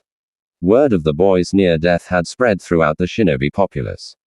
Did most care? No, not really. Na wasn't sure if that question was supposed to get a raise out of him or not, but from the small chuckles and snickers he heard from the peons that were his classmates, it might as well have been. He closed his eyes. He marched forward without a word. The class slowly quieted down when they saw the look anger on his face. It was clear to him, them, and Mizuki that Naruto was not here because he wanted to be. Well, partially on his part. There was merit to be found here, but they didn't need to know that. He spared his classroom a glance. Too many idiots to remember. Aside from the clan children, he disregarded everyone else. No, he didn't remember them because they were former friends. He only remembered them because their families would be some of the first who would experience what he had. He could feel everyone's eyes on him. Naru Shikamaru, Inuzuka, Kiba, Yamanaki no, Akamaiki Choji, Hyuga Hinatada, Aburame Shino, Uchiha Sasake, and many others were staring at him. Wake up on the wrong side of your bed, dead last. Ah. Na was wondering when the insults were going to start. Yes. Na was not in the mood. He wasn't strong enough, but he would be. Then he would make sure Akamaru kept his filthy dog on its leash. The blonde found an open seat and took his spot. He then turned his head towards the window. No one in the class was sure of what to say. It was the first time Uzuzaki Naruto had not said a word to anyone, not even to Sakura Haruno, the girl who people thought he had a crush on. Though, there were two reasons that he was not interacting with anyone. First, they could all die for all her cared. Second, he was shifting through the memories of Isuki Yuga. To be honest, Na was kind of surprised at the many things she did or spoke about. He replayed her training sessions like a vidip. He watched her kick, punch, meditate, and perform the katas of her blade. He watched her fight high-ranking shinobi units. He watched her stealth into hidden bases. It was as if an entire shinobi's life was being played right in front of him. Naruto-kun, please pay attention. This could be on your test, Mizuki said. Na turned back to the board. He heard someone else snicker. He released a sigh and turned towards the board. Seeing this, Mizuki went back to writing and explaining the political war ground of the 5 nations. Na rose an eyebrow. Perhaps this could be more beneficial than he had previously led himself to believe. The political unrest of the 5 nations. Naturally, this sounded utterly boring to him. But the idea of this unrest being used against Konoha was too much to ignore. He started writing. Thanks to that, he had a good idea of where he could send his playthings. The bell for the class to be finished gave sound. Na smirked as he placed away his notepad. Hey, so who would have thought that the academy of all places would give me my next move? Maybe you're right, Aruka. Maybe I can make use of the academy, Naruto said. The holder of the Kalobi then noticed several shadows loom over him. He grumbled, Naro, where have you been? You haven't shown up for about a week. Came the voice of Shikamaru Nara. Naruto's mouth twitched. He noticed Inuzuka Kiba and Akamaiki Choji looking at him as well. Not that it's any concern of yours, but I've been training. Now get out of my way. It's bad enough I have to share the same space as the rest of Yukona trash. Don't pretend to be concerned about me. It doesn't benefit you, he replied. This got a laugh. Haha, you training, what could you possibly in a week? Tired of being the class clown? Or are you going for the Sasake HN route? Ka asked. The Inuka heir held his stomach, but his canine companion did not feel the same. For Akamaru, the smell of blood which surrounded his friend's blonde classmate was very worrying. He whimpered. Na got just a tad angrier. His old self still popped up. The one that desired to defeat Sasake at all costs, but he eased this emotion. He had something that Uchiha Sasake would never have. He had information that Uchiha Sasake would never have. For now, he was more than happy with the silent victories. Caring about Sasake is stupid. Not to mention, he's a waste of my time. In fact, all of you are a waste of my time. Especially those drooling piles of female hormones gawking at him. It's pathetic, Naruto answered. Ka, Shikimaru, Choji, and nearly all the class heard his words. Uchiha Sasake turned around and stared at the one who had spoken against him. The girls which surrounded the Uchiha turned their eyes to him in anger. Oi na, don't badmouth. The blonde sucked his teeth. He didn't have time for this. He pushed past the others. However, he noticed Sasake looking at him angrily. Na snorted and continued walking away. He didn't need to provoke Sasake yet. If he could make plans for that emotional ball of mess, then no doubt he'd have more. Na stiffened when he felt a sharp blow to his head. Instantly, he learned that though he possessed nearly all information in Isuki Yuga's memories, his body had not. He had not been prepared for that blow, for he had not been in actual combat. Thus he clenched his head in pain. Naruto, you idiot. Who do you think you are talking about, Sasukean, like that? Apologize immediately, came another voice he was very familiar with. No. The first one, the very first one he would break. The very first one he would crush. The very first one he would let suffer would be. Naruto turned around and stared at Haruno Sakura, proclaimed smartest girl in the academy. She came from a shinobi background as her parents were former shinobi. He still remembered the sight of her long pink hair. He remembered the days he tried to be why for her affection, her appreciation, her understanding, her love. If he could, he would go back and force himself to regret this action. He watched her stand over him, cracking her knuckles as she did so. Apologize? Na asked. The wood beneath his feet cracked, which made everyone take a step back. Na turned around and everyone gasped when Sakura doubled over in pain when his fist blew the wind from her lungs. Hinata Hyuga, former Aya of the Hyuga clan, widened her eyes. Ka and Choji stood stunned. Shikamaru and nearly the whole class remained speechless. Ino took a slight step back. Everyone stood wondering what happened to Na. You're right, Sakura. I should apologize. I should apologize to myself for wasting even 1 second on thoughts of having friends with anyone in this pathetic excuse for an academy. I should apologize to myself for putting up with your name calling, your snide remarks, and your petty grievances about your appearance. Get out of my face, Naruto said before he pushed her away and sent her into Ino's arms. Sakura's legs fumbled and she fell to the floor. The young blonde turned and saw the others looking at him. Tisk, why am I wasting my time with any of you? Na asked. He continued walking through the room before he noticed how Hinata staring at him. She seemed to want to say something, but she kept his head down. The holder of the Kyuubi grunted before he moved out of her way. He headed for the door and closed it behind him. No, he wasn't worried that they would say something to the teachers, because he had mentally suggested them all to not do so. Granted, to do that to a call of about 12 to 15 kids was a very hard task. He had only been able to do it because everyone was too shocked to recover the mental fortitude needed to disregard his suggestions. They had been strong suggestions that what transpired should be ignored. Save for Ino helping Sakura to the nurse's office. It had worked. Though I'm going to need to take a break. I almost released my hold on Yuga with that stunt. Nearly taking control of academy students is easier than controlling an Anu. Gee, who would have thought that? Na figured. He understood that the reason he couldn't command the students was because he hadn't partaken of having their blood transfused with his own. He had intermixed a large quantity of his blood with Isuki Yuga's blood, which allowed him to take control of her much easier. He hadn't had the opportunity to do that with the rest of the class, but that did give him another idea for down the line. His mouth formed up, the academy ended, and Naruto left before any of his classmates could catch up to him. The walk home was nothing to worry about. He took a deep breath and opened the door to his apartment. He walked in. No traps. As a former prankster, I was expecting that almost instantly, he thought. Then again, he was dealing with an Ambu. No doubt hers would be better than his. Traps, he meant. He walked into his room, and there he noticed Yuga sitting on the floor reading his business management books. She took notice of him and her expression turned sour instantly. Welcome home, my lord, Uzumaki. Nah, she quickly fixed. She hated welcoming him to anything, but it was mentally ingrained in her head. Currently, the blonde shrugged off his things. Whatever, make sure all of your equipment works, and be sure to grab your mask. You're going out on a mission for me tonight, the blonde said instantly. Yuga wanted to deny that she would, but the burning of her blood quickly made her decision for her. She stood to her feet. Not going to ask me what I did today. She spat at him. However, he waved off her spite for his form. Yua absolutely hated that she couldn't get him to show an emotion besides boredom.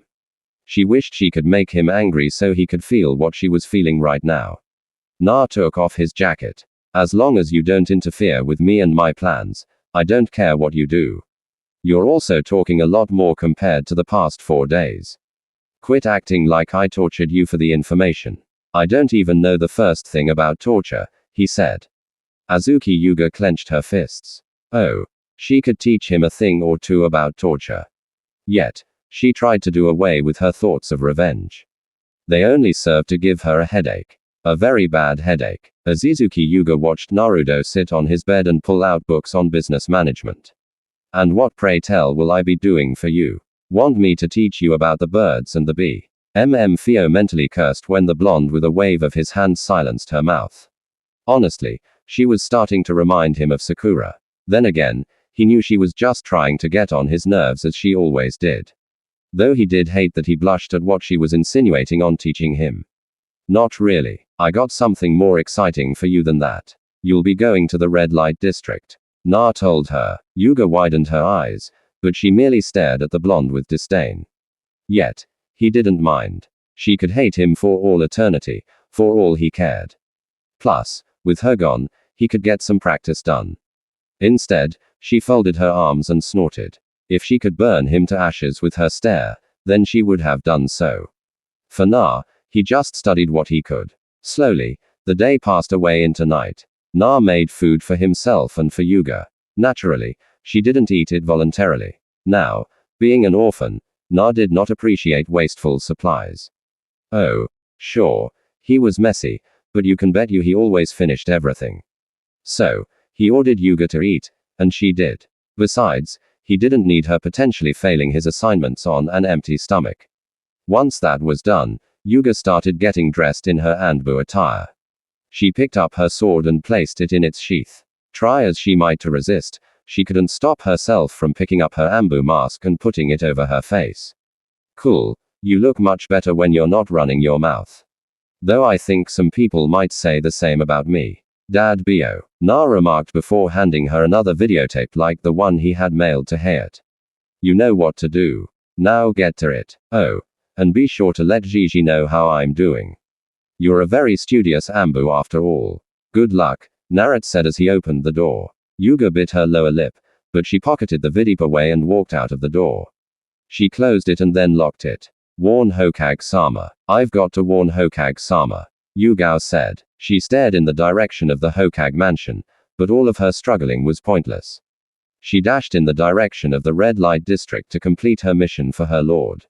She cursed with every hop across a rooftop she made. Meanwhile, Na took out his headset. He dialed in the frequency and smirked when he found the open channel that he needed. He silently cleared his throat. He decided to get some practicing done now while he started his next operation. Blood flowed from his hand and started creating various shapes and objects. Hello, Hayat-san. Glad you kept your channel open, Na said, his voice working through the voice filter Yuga had made for him. This was not done by her will. Of course. Enough. What do you want? Hayate asked with a sharp cough. On the other line, Naruto grinned. He looked outside into the night of Kanahagaka. His eyes shined in his window. Oh. That's very simple, Hayate. Now, I want to play a game. Yuga frowned as she landed on the rooftop of another building. It had taken her nearly an hour to reach the red light district by travel of the roofs. She started down at the sleazy men and women who bought other men and women for provocative acts. She remembered coming to the red light district about 10 times. Each one was for a different reason that she would not be going into. None of them were for what some people might be thinking. Yet, she had to admit whether good-natured people of Konoha liked to refuse it or not, it was true that the red light district controlled a sizable revenue of Konoha's wealth. Now, it wasn't enough to make anyone raise more than a couple of eyebrows, but it was hardly insignificant. The purple-haired Abu wondered if that was why the Hokage had kept it around for so long. Perhaps the red light district had generated more funds for shinobi projects than generally more honest income did. Still, that didn't mean Yuga liked it. Especially not for what she was here for now. She clutched the videotape in her pouch. How she wished she could destroy it right now, but it was beyond her will to do so. She screamed at her body to send her to the Hokage mansion, but it merely free fell into the air. She dropped from the building she had been on and grabbed a hanging hotel railing. She dashed off of it and continued on her pathway. Her targeted building was still a couple of minutes away, but with any luck, this would not take long. She almost wanted it to take long just to annoy her lord. Tisk. Damn, she hated calling him that. The female Ambu dashed overhead of the general populace and landed on a tall, sleazy hotel. It looked like a love hotel of sorts, but it was kind of hard to tell with the blazing red lights in her face. She could see a couple of shinobi on the ground. By Naruto's orders, she could not go out and warn them. Instead, she hid her appearance from their view because they would have spotted her without a doubt, and an Ambu was not supposed to be seen so easily. Never did Yuga think she would need to infiltrate her own home. She scaled the wall with 2 kanai. True, she could have used chakra, but for precautionary measures, she did not. She tried to drown out the noises of debauchery from her ears. Tch stupid horny men and women. She climbed the walls effortlessly and appeared on top of the roof.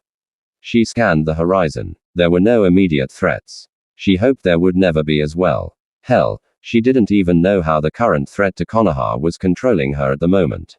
Her body kept moving, and about 3 rooftops away, she made it to her destination. There was a large structured brothel. It had guards stationed at nearly every corner. She remembered this place, titled the Red Dragon. It was a place of exclusivity and riches. Only some of the richest people in the village could get into that, and it was only by invitation. Naturally, this didn't impede the Hokage or authorized shinobi from entering on extreme business concerning national security. But who cared about that? She could see at least 15 places of exposure that she could take advantage of, but only about 5 of those would allow her to reach her targets. She released another breath and got on her way. If there was one thing she had going for her, then it was at least guards were notoriously bad at their job. It took her some maneuvering around the first 3 guards, at least without killing them, but it was manageable. She had done this before, so it wasn't like it was any different. She landed on one of the supporting walkway paths. She gave a silent apology when she knocked one of the guards out and placed him against the wall. She did the same to 5 others, but this allowed her to open the window and continue with the mission that had been assigned to her, and she did it with a snarl on her face. XA game. And what is this supposed to prove? Hayate asked. Na sat in his chair and rocked it back and forth. He tried performing the one-handed sword techniques that Yuga had done from his memories of her training. He knew how she did it and any nuances she made, but his body didn't, and it would have to get learning fast. Good thing was that thanks to her memories, he had crafted a rather well-made blood sword. Well, if he did say so himself. That's right, a game. Hayate-san, you see, I know a lot about you. After all, I've had a good well of information to tell me about you. In fact, I have her on her first assignment right now. But enough about her. You see, Hayate-san, I remember I asked you, which one would you rather save? Your village or your lover? Now, I know what you're thinking. You will save both. The will of fire will guide you to victory. A notion like that pisses me off more than anything else, Na said in his seat. He found he had gained some sort of control over his powers after bringing Yuga under heel. His abilities were much more fluid than before. He actually had an idea based off the time he saw Yuga try to create a clone to escape. What have you done to her? Hayate asked. However, Na ignored him for a moment. With Yuga's knowledge of human anatomy from her Ambu training, he had found that thankfully he didn't need to cut himself every time to draw his blood ability. He could just access it from the pores of his body. Disgusting, but effective. Who knows? But I'll tell you this. I'll do worse to her if you don't complete your objective. Now, what is your objective? You might be asking. It's quite simple. Your objective is to help Yuga-chan escape. Naturally, this is the only time I'm going to let you both see each other. But the assignment I have her on is going to draw attention. She doesn't know that, Naruto said, his voice still filtered. Hayate clenched his earpiece. And why would I do that? Yuga, to my knowledge, has gone rogue. Why shouldn't I stop her? The man said. Na shook his head and sucked his teeth in quick succession. He found his creation rather appealing. He had created a clone of himself covered in blood. It looked exactly like him in every way, shape, and form. It blinked at him, but he did not mistake its malicious intent. He made it form a couple more weapons. He would to get used to switching the forms of all his creations where it suited him. Tisk, tisk, tisk. You don't seem to be getting Hayate-san. It's not about what you won't or shouldn't do. Do. It's about what you will and should do. I'm not going to tell you what's going to happen if you do or don't help her. Just know that if you don't save her, a lot of your comrades are going to suffer for your choice. Happy choosing, Hayate-san. Na said before he disconnected the call. Hayate took the headset off and exhaled a tired sigh. Help Yuga escape. What was she doing currently that would need his help? But if he didn't help her, then the people of Konoha would be in danger. But the question was, what were they going to be in danger from?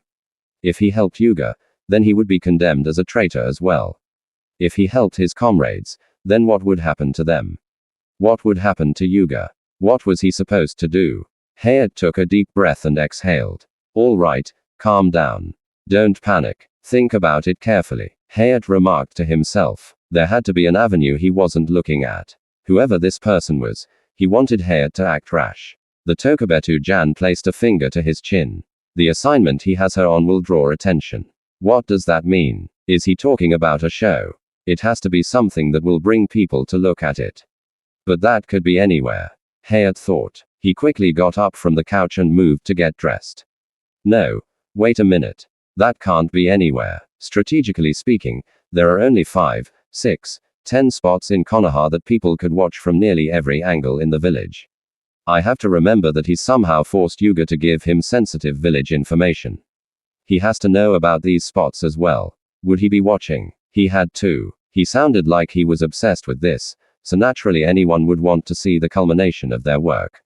What am I missing? Hayat asked. He placed on his shinobi vest and tied his headband. He then looked out his window. The only problem is I don't know what place he would target.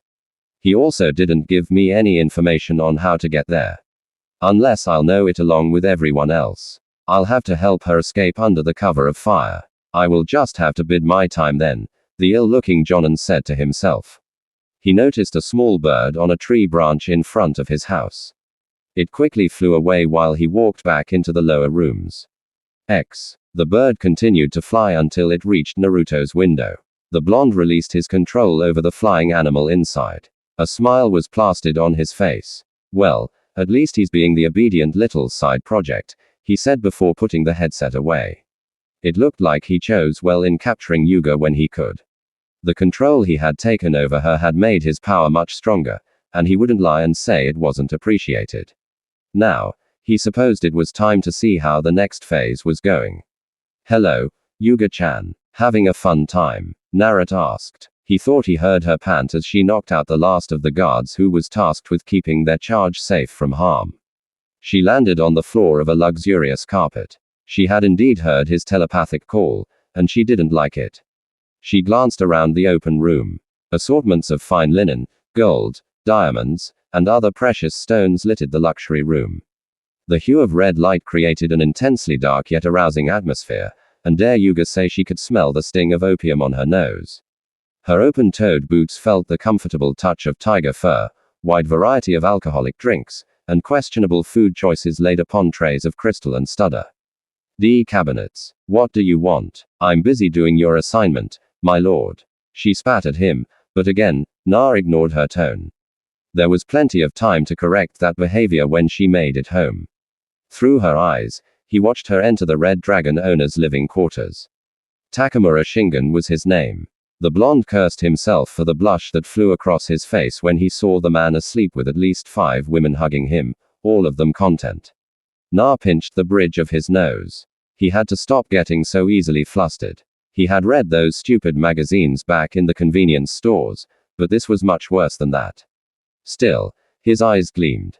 They didn't need clothes where they were going. So, you are, for such a rich guy, he's not as fat as I was expecting him to be. So, this is the man who nearly single-handedly controlled almost all of Konoha's organized crime.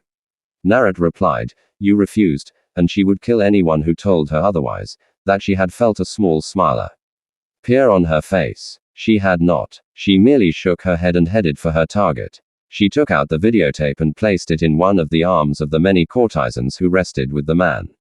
It took some time and a lot of maneuvering, but Yuga finally managed to get the man out from the bed and his friends without waking him or them. She made sure to type him up, gag him, and she placed just a small vial of strong sleeping powder to his nose so he'd really have some long-lasting dreams. She then picked him up and placed him on her shoulder. He was noticeably heavier than he looked. Why do you even need this man? Konoha has been trying to pin him for crimes for years, and as you can tell, we're not exactly close. What's the benefit? Yugao asked. Oh, you'll see. That is if you make it home in one piece, Naruto replied. Yugao started moving towards the window.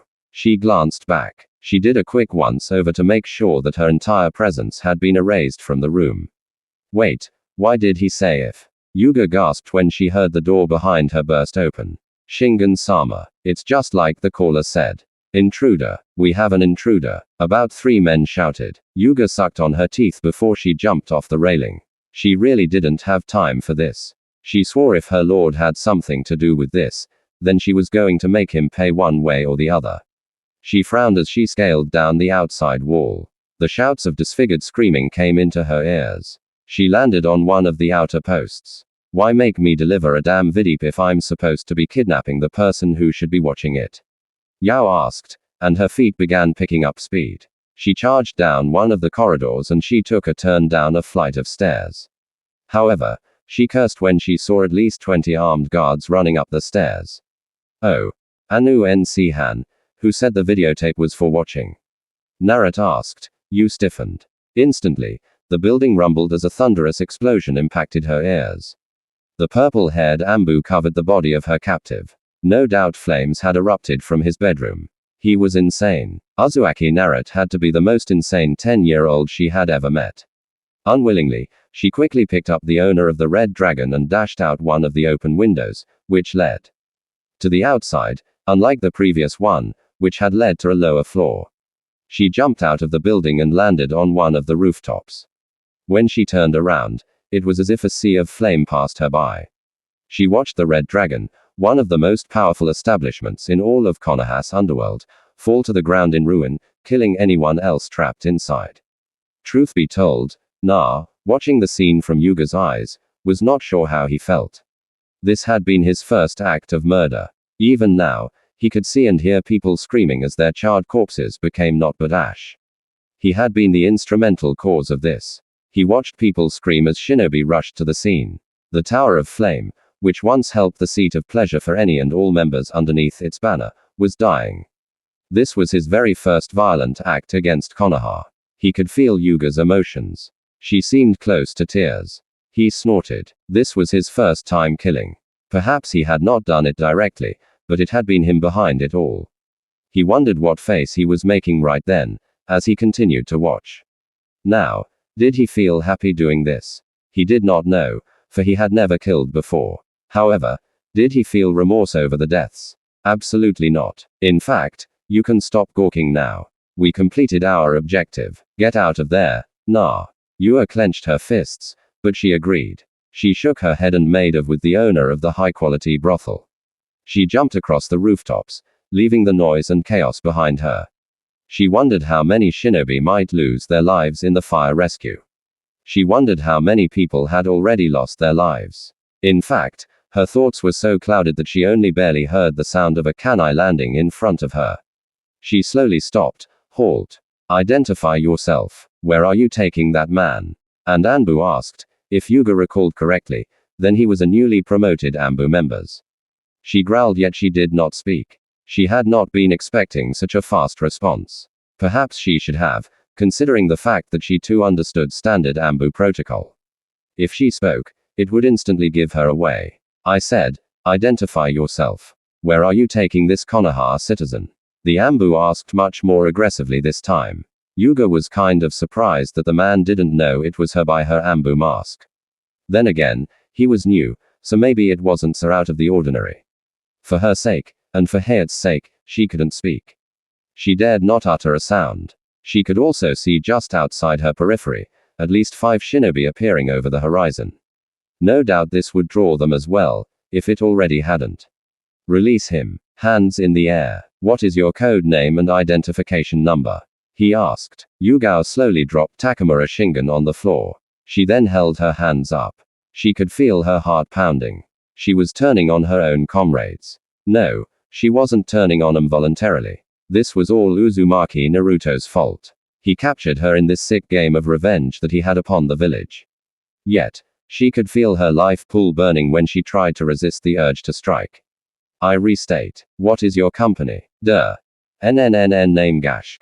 Time after time, Yuga found tonight to be a time of firsts. She had kidnapped a Konoha citizen, albeit a sleazy one, and she had stained her blade with the flesh of a Konoha. It had happened so fast that she hadn't felt like this since she had partaken in her first kill. The world seemed to be warping around her. She felt almost disillusioned. It was almost as if her entire belief of Konoha had come shattering down. She had taken the life of a Konoha comrade. Truth be told, not even Naruto was expecting that. He was going to give her the order to smoke the rooftops, which would allow for an easier escape. But then he grinned. So, it looked like someone was starting to learn just as he had learned. Granted, this was probably just instinctual reactionary responses, but he had to bet that she had done it to appease him. Do not ask him why, but her blood told him this was so. Yugal released a pant. Her mind raced. Mission. She had a mission to do. She had to get moving. She had to get away from the area. Her legs felt like lead, but they kept moving. She leaned over and picked up her target. Seize her. Warn the village. Traitor, she heard. She started behind her, and she noticed about 5 jonin chasing after her. Yuga growled and picked out the smoke bombs from her pocket. She slammed them on the roof, which covered her for the moment. She then flung her body down and landed on the ground. The alarms seemed to be raised for them all. She held on to her captive. She ran through the alleyways of the village, knocking over homeless men and women, kicking out trash bags, and startling nearly every stray cat or dog she came across. Her many years of training were the only thing which kept her from flying into a panic state of where she should be going. She grabbed a manhole cover and pulled it open. She grabbed her captive and they both entered the sewers almost instantly. 10 shinobi appeared. You 3 go left, 3 go right. The 4 of us are going below. We already have eyes in the sky. Status. Capture and kill if required. Move, the leader called. They agreed and went off in their separate directions. This left the squad of 4 alone. They pried open the cover and entered the sewers as well. The purple-haired Ambu released a breath. She grimaced. Carrying around a man larger than her was beginning to weigh on her body.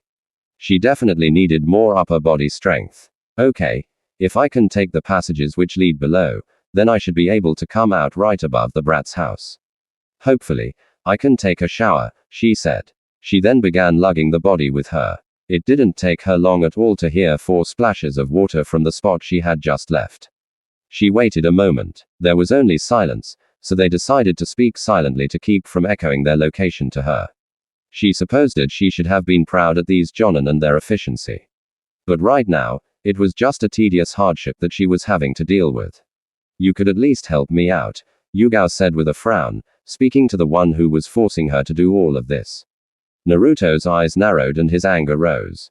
He clenched his fist, and he was treated to the scream from his charge when she dropped into the sewer water. She then clutched her head. You mean like you and Konoha helped me when I asked for it? You mean like when I pleaded for help when this village assaulted me? Throwing me in ice-cold water, electrocuting me, burning me with a branding iron, poisoning my food. What do you know about needing help? He hollered and she clenched her body in pain. Blood seeped from the pores of her skin and it burned like a leaf under a candle. She even coughed the vital fluids into the sewer water. Its cruel taste laid upon her tongue. Naruto exhaled and released his hold over her. Now quit complaining. I don't have all night, the holder of the Kyuubi ordered. Yua slowly rose to her feet and grabbed the body from the wall. Why, yes, my lord, she replied, though the words sounded just as filthy as the sewer water in her mouth. Her anger rose when they passed her tongue, but as she kept finding, she could do nothing about it. She kept walking. She dared not ask him for any more requests, though, if only for a moment. She did regret asking him for help so casually. It should have made her pleased that she riled him so easily. But it did not. The Anbu was not sure why she did not desire to anger him further.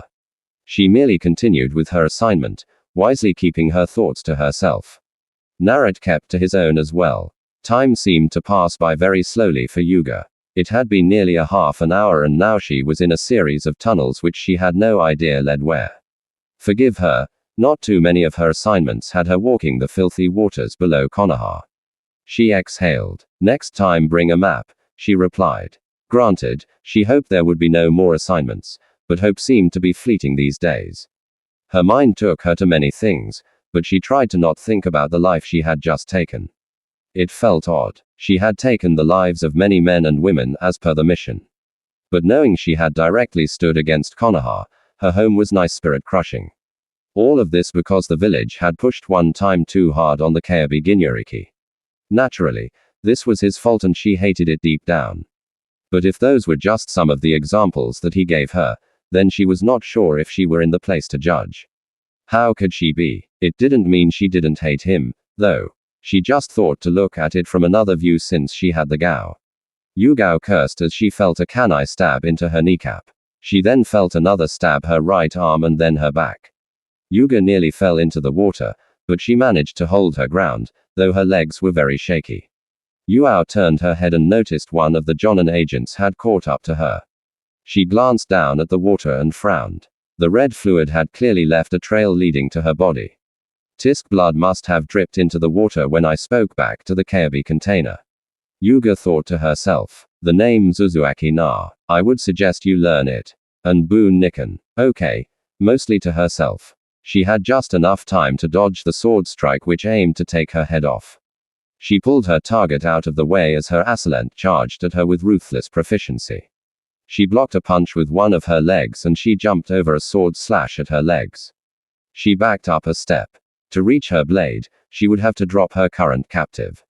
She was pretty sure her opponent had thought of that. Yugao held up a hand sign. No, Kimuga. No jutsu shinobi art. Hiding in smoke technique, Yuga said, and blew a cloud of smoke from her lips. The Jonin scowled, but quickly jumped back as the smoke covered the tunnel. Yugao tried to make a run for the exit, but without hesitation, she dodged a swift swipe from the blade, which had been close to cutting her neck from her shoulders. She landed in a more open channel. You will not escape, traitor. Let that civilian go, the Jonin replied. Yuga frowned harder behind her mask. What was she going to do? She was confident that she could easily fight a Jonin with one half of her body occupied, but that was only if there was no chance. Of backup coming. No doubt the person had already alerted his unit and they would be closing in soon. Plus, she was still bleeding. It wasn't just that either. She could feel her body slowing down. Most likely paralysis poison from the Yamanaka shop. I can feel my body tightening up. Yuao stammered back and nearly dropped the head of the red dragon. She thought she was going to fall over. However, neither she nor the Jonin were ready for a kunai with an explosive tag to stab into the wall. The man cursed as the explosion rocked the lower sewers. Yugao fell back into the water and grunted when she leaned up. Once she turned around, she nearly stiffened and Naruto instantly grinned. Both saw Hayat standing at the other end of the hall, which led to Yuga's freedom. It wasn't hard to figure out when everyone was combing the streets. Given that nearly everyone in the vicinity hasn't seen you, then this was the only logical place that you could be.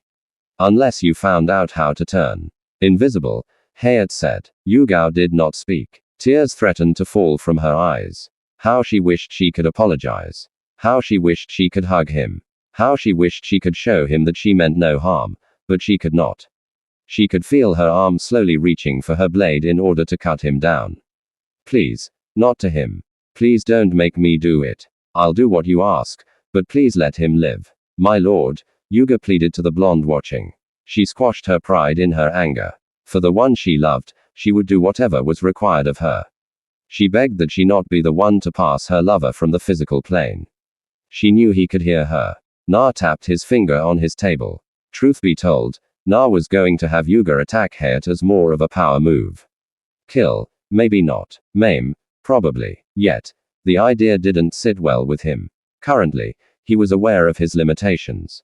His control over Yuga wasn't as easy as it seemed. She didn't know it, but she could actually break free anytime she wanted. Na was actually surprised that he lasted this long with her still under him. She was an Ambu and he was an academy student. He wasn't stupid. If they had a test of will, then she would beat him and pretty badly at that, too. The only reason she didn't was because she didn't know she could and he had no intention of informing her until he could contest her enough. If I make her kill Hayat-san, then that's going to make her even angrier at me and that anger might be enough for her to break from me.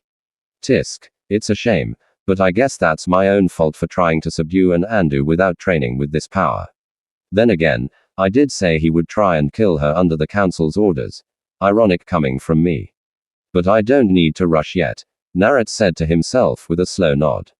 Yua felt the blood still. Her blade stopped just short of its sheath. She slowly placed it back inside. As much as she hated Naruto for this predicament, she gave him sincere thanks. Oh. Don't thank me, Yuga NC-han. You're going to wish I hadn't saved him. Na said more to himself. His eyes gleamed in the darkness of his room. Come on, this way we can get out before they regroup, he said to her. She did not deny him and picking up her package, ran with him. Their steps faded into the sewers as they got away from the commotion of the other side of the village. About 10 minutes passed. Hayat raised up a manhole cover and surveyed the area. There was no one. Clear. Come out, Hayat said. Yuga climbed out and pulled her target with her. As soon as she did, she found a kunai to her back. She did not move. Yuga, I know you're in there somewhere. I still have my duties as a Konoha shinobi. I know you would understand, but I'm not as great as you think I am. Hayate said, a hard cough upon his lips. Yuga heard the clang of metal upon the ground. She looked back and saw his kunai on the dirt. Hayate had his back turned. Please stay alive. Well, beat this. Somehow the token Betsu-jan replied. She said nothing. She wasn't able to. She picked up the body and vanished in a burst of speed. Hayate did not watch her leave. He felt like he would break down if he did. As much as he wanted to stop her, he did not want to see what this person would make her do to his comrades, which is why he cut off the escape. He did not wish to test his luck. Yuga arrived home, taking constant care to not alert anyone to her presence. She closed the door of Naruto's apartment and locked the door. She walked into his bedroom. Throw him on the bed. I'll get to him later. Na replied to her. She did as he ordered and dropped the blonde's interest on the bed. Even now, when she looked out of the windows, she could see the distant flames burning. Go take a bath, you smell, Naruto ordered. Yuga scowled. And whose fault was it that she smelled bad? She wanted to ask this, but she found herself moving without complaint. She stepped into the bathroom and ran the shower. Meanwhile, Na pushed back from his desk. Now, one might be asking, Na, how did you of all people create an explosive bomb inside a video ape? Also, why a vidape? No point in telling Yuga that I created that from the memories I saw of her making one when she bombed an Awagaka facility. As for the videotape, well, now Hayat is the only one with a copy, Na said to himself and stretched his back. Truth be told, it wasn't hard to make these types of plans when Na just considered them to be more advanced pranks. Deadly pranks, yes, but the execution was pretty much the same. The village pariah jumped in his chair when he heard a crash from the bathroom and raced to the door. What are you doing in there? He asked. He could see her blood rushing into her muscles and he watched her muscles cramp to the point of pain. He frowned. Damn, he had forgotten she had been hit by the kunai from that Junin. He held out his hand and started churning the blood in her body, willing it to relax the muscles. Yes, this was hard and the sweat which poured from his face proved it. In fact, this would have been damn near impossible if he hadn't gotten a crash course in human physiology from the Ambu in question. I'm going to have to get her out of there, aren't I? Na asked himself. He grumbled before he opened the door. He grabbed about 3 towels and covered them over her body. This was not the ending to the day he had planned. Once she was covered, he placed her on the bed and dragged his captive off into another part of the apartment far away from her. That was enough embarrassing things for him to do. He released a breath when he closed his room door. Never going to live that one down, he thought, but he quickly cleared his mind and turned back to the matter at hand. He exited his hallway and entered his living room area where he had left his current victim. He could see the Shingen's blood flowing slowly through his body, no doubt because of the sleeping powder Yuga had used on him. Now he had a living breathing test subject to work on. He doubted this one would be waking up in a couple of hours. For about 3 hours, Naruto worked based off the knowledge he had acquired from Yuga's studies of the human body and what he was seeing in the man's blood flow. He tried many methods such as moving blood from one area to the next. He came close to killing his subject at least 7 times in those 3 hours, but he began making sketches, notes, and highlights in his notepad. He figured he was starting to understand even more the nature of his abilities. So I can channel my abilities through other people if I concentrate hard enough. Well, that bastard Iruka always did tell me I needed to work on my concentration. Naruto thought. He had discovered this when he had managed to command the man's blood to cover his arms, creating the same claws of red liquid the blonde had made. Unfortunately, he learned that until he actually partook of the blood, there was only so much he could do. His will, his desire to overcome the challenge in front of him was not strong enough to work on too many people.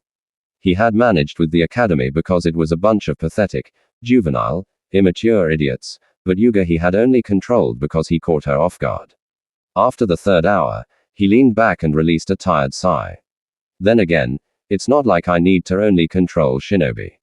Civilians should be much easier. They're all cowardly anyway, he thought. The only question was, while subduing Yuga, did he have enough blood and power to subdue a handful of civilians?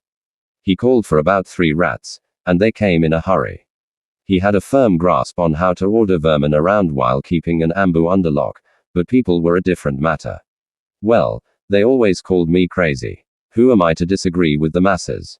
Might as well do something even crazier, he said, his fingers itching with anticipation.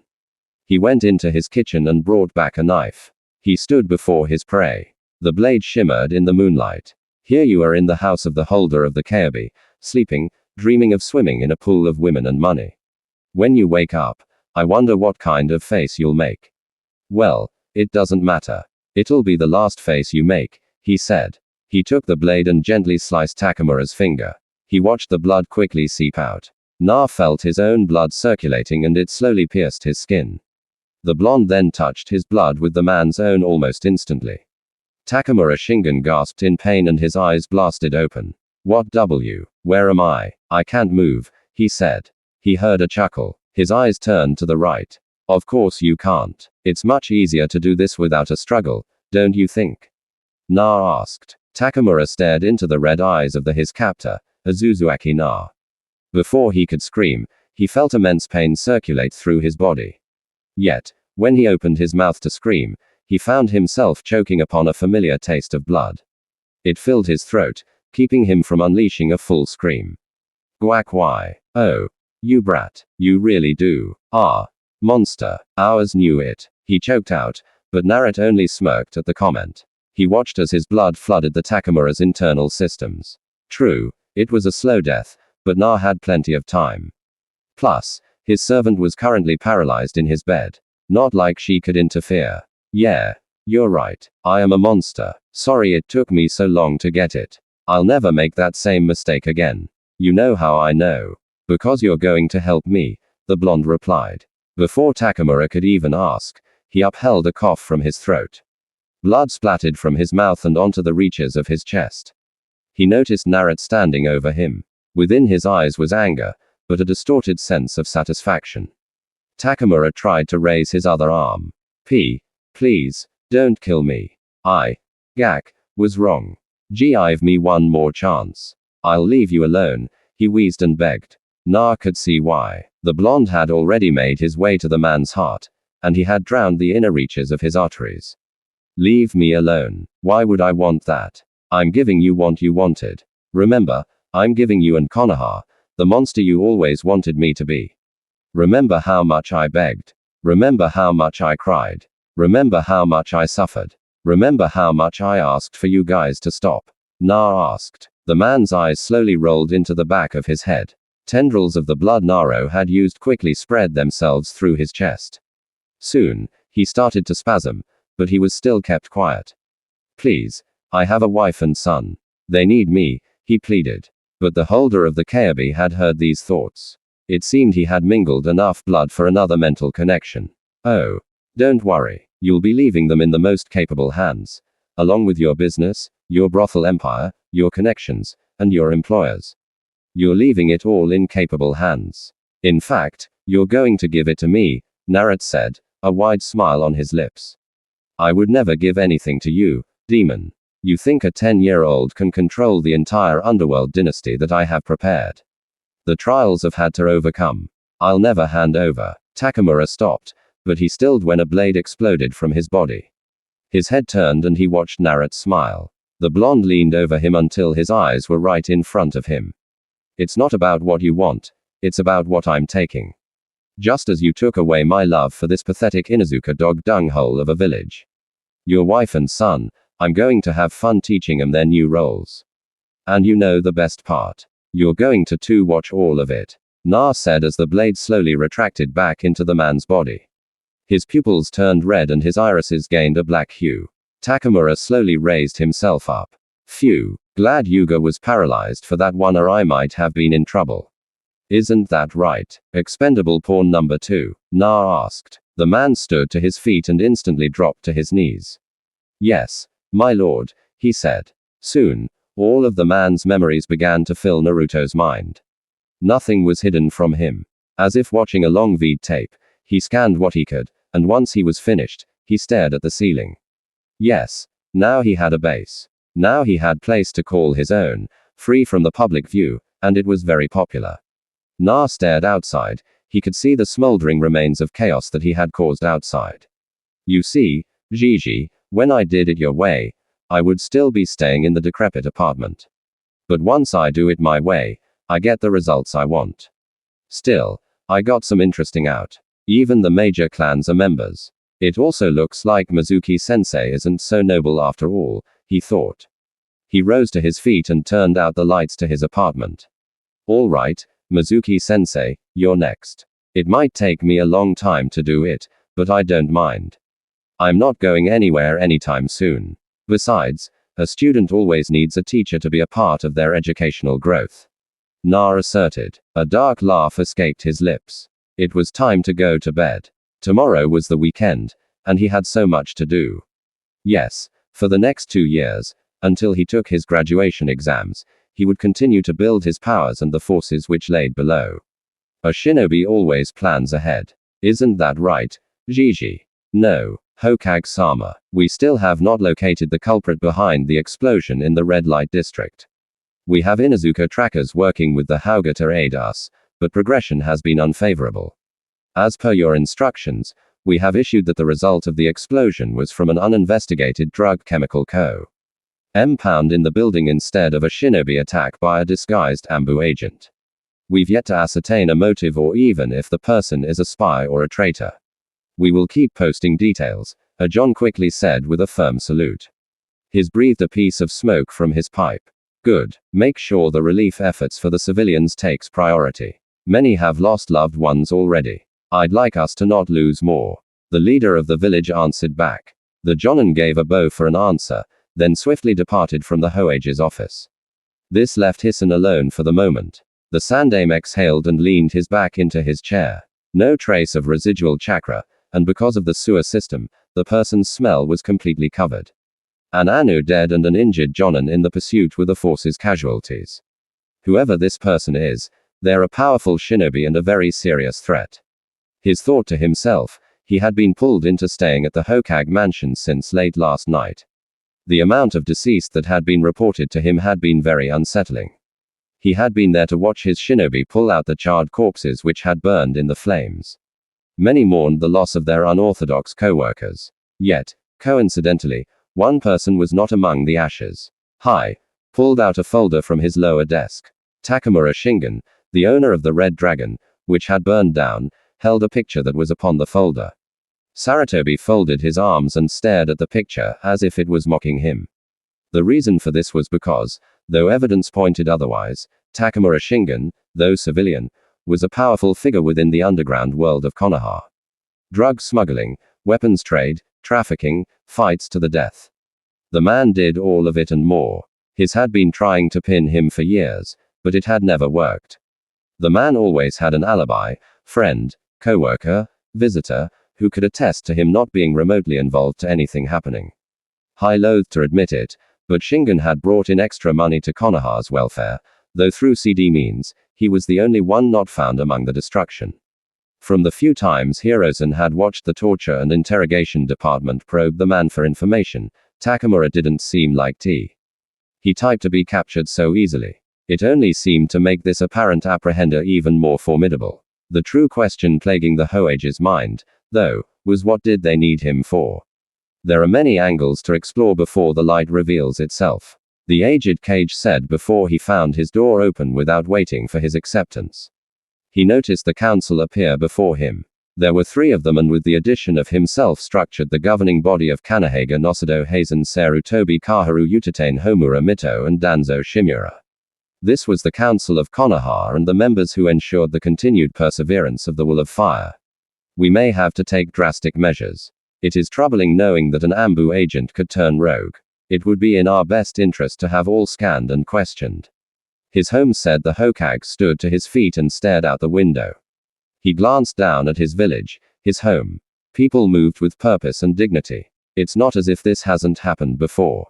Uchiha Itachi was one of the most prominent Anbu in the force and has deserted as well. We should operate under the idea that there is possibly more than one person. We might be preparing for war. Danzo said, released a breath upon hearing that they had just been through one war. Was there truly a need to have another one? Speculating and talks of war only serve to promote paranoia amongst the populace. We have isolated this as a malfunction and it should stay that way until we have proper analysis. We must maintain the image of control, or else civilians will start to doubt our authority. In addition, if we do suddenly assemble the Andu, then the agent will know that we are aware of them. There are many things which can take place between sending out the order and all the Anbu assembling. For all we know, this could be the stepping stone to a greater plan, Kaharu stated. And what plan would that be? Homie asked. Unfortunately, Kaharu did not reply. She was not sure what this grand plan was either. Everything they had just spoken of was no more than mere conjecture. The four elders stood in the Hoage office in silence. Each formed their own theories and motives behind the attack, but none were able to come up with a plausible cause. Pretty soon, the council felt a presence behind them. Hokage-sama, I apologize for my rude entrance. However, you asked that I bring daily reports as soon as possible about my monitorization of Uzumaki Naruto. An Anbu agent no reporting. The four elders turned around and Hirozen took note of Yuga code name No, waiting in silence for his permission. She would begin only when he granted her the right. Yes, he had assigned No to watch over Na. It was supposed to be a weekly status of her observations. As much as Hirozen didn't believe that Na of all people would harm Konoha, there was a tension that Hirozen wished would go away. He just hoped that it truly had been a prank all along. He prayed for some worthwhile news. Your report then? No. A brief one will do for now. We have more pressing concerns, Hirozen said. Yugao firmly agreed. Though if one could see behind her mask, then they would see just how unsettled she felt. Yet by Naruto's orders, she was as still as the wind. Hi Hokage-sama, I saw the explosion.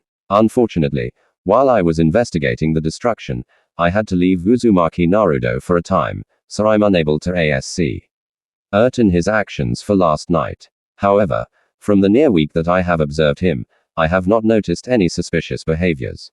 He is loud and boisterous, but he has not made any threatening actions against anyone, though he mostly keeps to himself.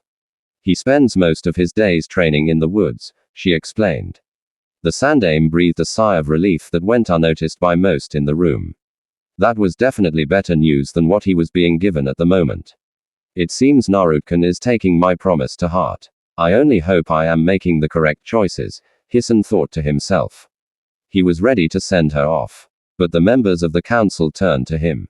You have an Anbu keeping watch of the boy. After the predicament we are facing, I think it would be prudent for all Andrew agents to place their full time and attention into this investigation. Do we have a need to be concerned over the boy? Homie was the one to ask. Everyone quickly took note of the Sandaime Hoage's visage. It was painted with sheer displeasure. Need I remind all of you how close we came to the Kyuubi being released on October 10th? Homura Kaharu, I had you both directly responsible of all civilian affairs unless it was a situation dire enough it required my input upon handling the situation. Because of the village, I believe Naro is harboring resentful feelings against Konoha. He was nearly killed that day. I am still in the process of investigating those behind the attack. It has grown larger than I had expected. I have had nearly 10 people imprisoned currently. You are supposed to be handling this. We have always attempted to agree that the needs of Konoha are paramount. I do not believe it would fit in Konoha's best interest if the Keilu were to run amok with no one capable of stopping it. Hai exclaimed with steel in his voice. Both elders felt a slight chill down their necks, but Kaharu cleared her throat. I see this is troubling news. Though Jinchuriki aren't well liked by your village, no matter the region, it would be best to err on the side of caution. The Buju are a symbol of each nation's military might. Though some of the nations have too, we have managed to retain the most powerful one in the Keilu. It wouldn't do well to have him resent the village. We will need him in case of war, Kaharu explained. His grades are currently appalling. Clearly the boy needs to apply himself more if we are to make use of him. He will be a shinobi and we make use of all our shinobi. Though we have the strongest buju, we also have the least experienced gingari handling it. Herein, I believe it is time that you accepted this fact. The boy will never have a proper childhood. If we wish to utilize the power of the Kyuubi, then we must start quickly. Danzo earnestly yet calmly expressed. Serbi glanced between his council. They all seemed to be in agreement. Hai had to agree as well. Something had to be done. He turned around and stared out the window. Very well. I agree that keeping Naruto from learning of this is too much. We must make a move before someone says one word too many to him. However, I would say that we wait 1 year from now. Hai said. The three elders and Yuga were surprised to hear this. Why so long? Unless you do not believe he is ready for such training material at his current level, Kaharu theorized. Naturally, Hirozen remained silent for a moment. That is one part of it. I would also like him to have 1 more year to enjoy whatever of this time he has. For we all know he will be very busy from now on until his graduation exams in the year after the next. I would like for No to continue monitoring him for the time being. I want no more incidents like the last one. The Hokage said. Though there were some obvious protests, the elders agreed to the 1 year period before the blonde would be made aware of his status as the Kyuubi Jinchuriki. Yuao agreed to continue monitoring Na, though if one were able to access her thoughts, then they would hear her plead to put as much distance between her and the boy as much as possible. Even now, she wanted to scream to them that it was too late to rely on him to protect the village. He was the one seeking to end it. This only served to increase her frustration. Hi, Hokage-sama, Yuao said and vanished from the room. The elders saw her go, and they began to file out as well. Once Hirozen watched them depart, he sat back in his chair and exhaled again. He really wished there was someone who would take the hat and all the responsibilities that came with it. He was too old to be handling this again. Deep beneath the surface of Konoha's bright streets. Loud music as if booming with deep rhythm rocked an entire structure. Civilians and shinobi alike danced under a multiple of blazing lights and colors. The movement of bodies and glistening sweat stained the floorboards. In this world, having inhibitions was frowned upon, and being free was encouraged. On the surface, it was a spectacular house of rave parties. It was a place to eat, drink, dance, and flirt, a domain of paradise for all invited members to appreciate a new aspect of freedom that led itself away from the moral civil aspects of a hidden village community. This is what was on the surface. Below the surface of this facade, this place was a den of disease from which the worst of male and female ambition took root. Drug trade, human trafficking, weapons trafficking, nothing was off limits in the lower regions of this society. Many local agents and leaders frequented this place, all under the mighty banner of Takamura Shingen, the one who had built this mighty empire of debauchery and corruption. Away from the blazing music, dances, singers, and members ready to rave, agents of this empire sat together. Is there still no word of my husband? You are his appointed officers. Do your jobs. A very feminine, if aggressive, voice demanded. Those around her stilled. Ma'am, we're working as hard as we can, but it has proven difficult with regular shinobi and the additions of ambu agents. We believe that it might have been through one of the rival leaders in another country. Shingen-sama has made many enemies. The woman scowled, but she knew that was correct. Of course, her husband made enemies. In this profession, enemies were as plentiful as prostitutes which lined the streets. She took a seat and quickly attempted to calm herself. Need I remind you that one of our financial suppliers happens to be an S-rank shinobi? It would be very unprofessional if the market declines because my husband is missing. This only happened last night. The culprit could not have gotten far. I want every associate of ours in the village looking for him. Work the nights if you have to, she exclaimed. The room was so silent. The only thing that could be heard was the sound of fish swimming in a fish tank embedded into the right wall. What would you have us do, ma'am? It is theorized that the person who kidnapped your husband would have to at least be someone of Jonin level. Entry into the Red Dragon is not easy. Plus, we only have active 2 Jonin within our fold in Kona's walls. I think it would be difficult for our Chunin agents to work on apprehending the person silently. Should we have our Jonin operatives get involved? Another asked. his eyes sharp and his ears open to listen. The woman closed her mouth from what she was about to say. As much as she missed her husband, he would quickly admonish her if she asked rashly. Yes, I want Ko Hyuga and Santa Yamanaka in front of me in the next 12h. She paused when everyone heard screams from behind the front door. Everyone pulled either kana, shuriken, or even their own bladed weapons from underneath the table spread. At least 5 members of the Red Dragon group moved in front of boss's wife. Even she was armed. She would not have lived as long as she did if she wasn't. There was silence at the door. Everyone waited with bated breath. Their expectations were answered when the sliding doors were pushed apart. Nearly everyone stilled when they watched an Anbu come through. By the waistline and chest plate, it was obviously a female Anbu. She said not a word, but she took in everyone who was before her. None could tell of her surprise seeing so many people of Konoha who she would have not suspected of being contributors to the disorder of Konoha's stability. Yet again, she said not a word. She stepped to the side and bowed her head, letting her body fall to one knee. This took them by surprise. Yet nothing prepared any of them for when they noticed Uzumaki narrate container to the Keibi no Yoko step through the door, blood upon his face. There was no doubt in anyone's mind whose blood it belonged to. Sir Anbu Nikan, after nearly 20 years of warrants, searching, convictions, bails, and undercover assignments, you finally get to see inside the mighty Shingon Empire. Was it everything you wanted it to be? Na asked. Yugao did not reply. Na didn't expect one. No one was sure how to react, but the woman was the first. What is this? Some kind of joke by Konoha's authorities? Answer me, Anbu, she shouted at Yuga, but the purple-haired Kunoiki only kept her head bowed. Na kept walking until he was right in front of the table. Na took a calming breath. He had never done such a thing face to face before, and his nerves were quickly racking, but he kept himself still. He stared at them. I'd suggest you Kona dogs not focus on her. Instead, you can focus on me. I'll make this short. The Red Dragon and all of its connections, I'm taking it. All of it, Dad. Bio, if you want to continue to work here, then that's fine. But only if you throw that woman in the lower cells, Naruto ordered. No one, not even Yuga, was exempt from pure shock upon their face. Yet, unlike Yuga, nearly everyone exploded in laughter enough to nearly drop their weapons. Yuga stared at Naruto's back. Yes, she could tell the laughing irritated him, but he showed a composure that a 10-year-old should not have had. Most likely, he had picked up on more of her memories in remaining calm in stressful situations.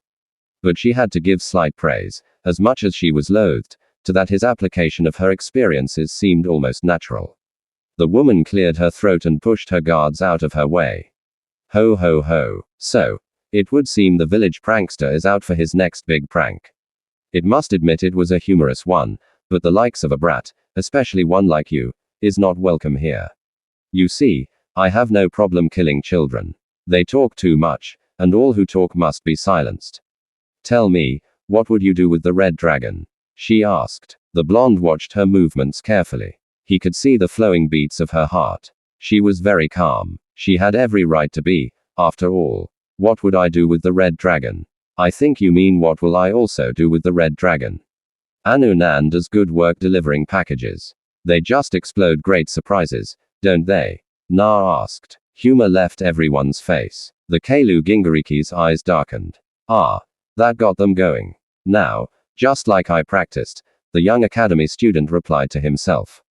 He rested his head just above his wrist. Having any luck finding your husband? I'm sure your son might be worried about him. Who knew he went to the same academy as me? Maybe he'll disappear, too. You never know, he said. The woman quickly scowled, but before everyone could utter a word, one of her guards dashed at the blonde with surprise.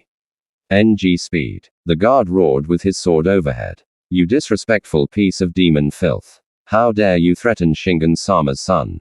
He shouted. His sword shined under the light of their conference room. However, the guard wondered why he had gone from looking at the blonde who had just wished ill fortune on his boss's son to staring at the ceiling.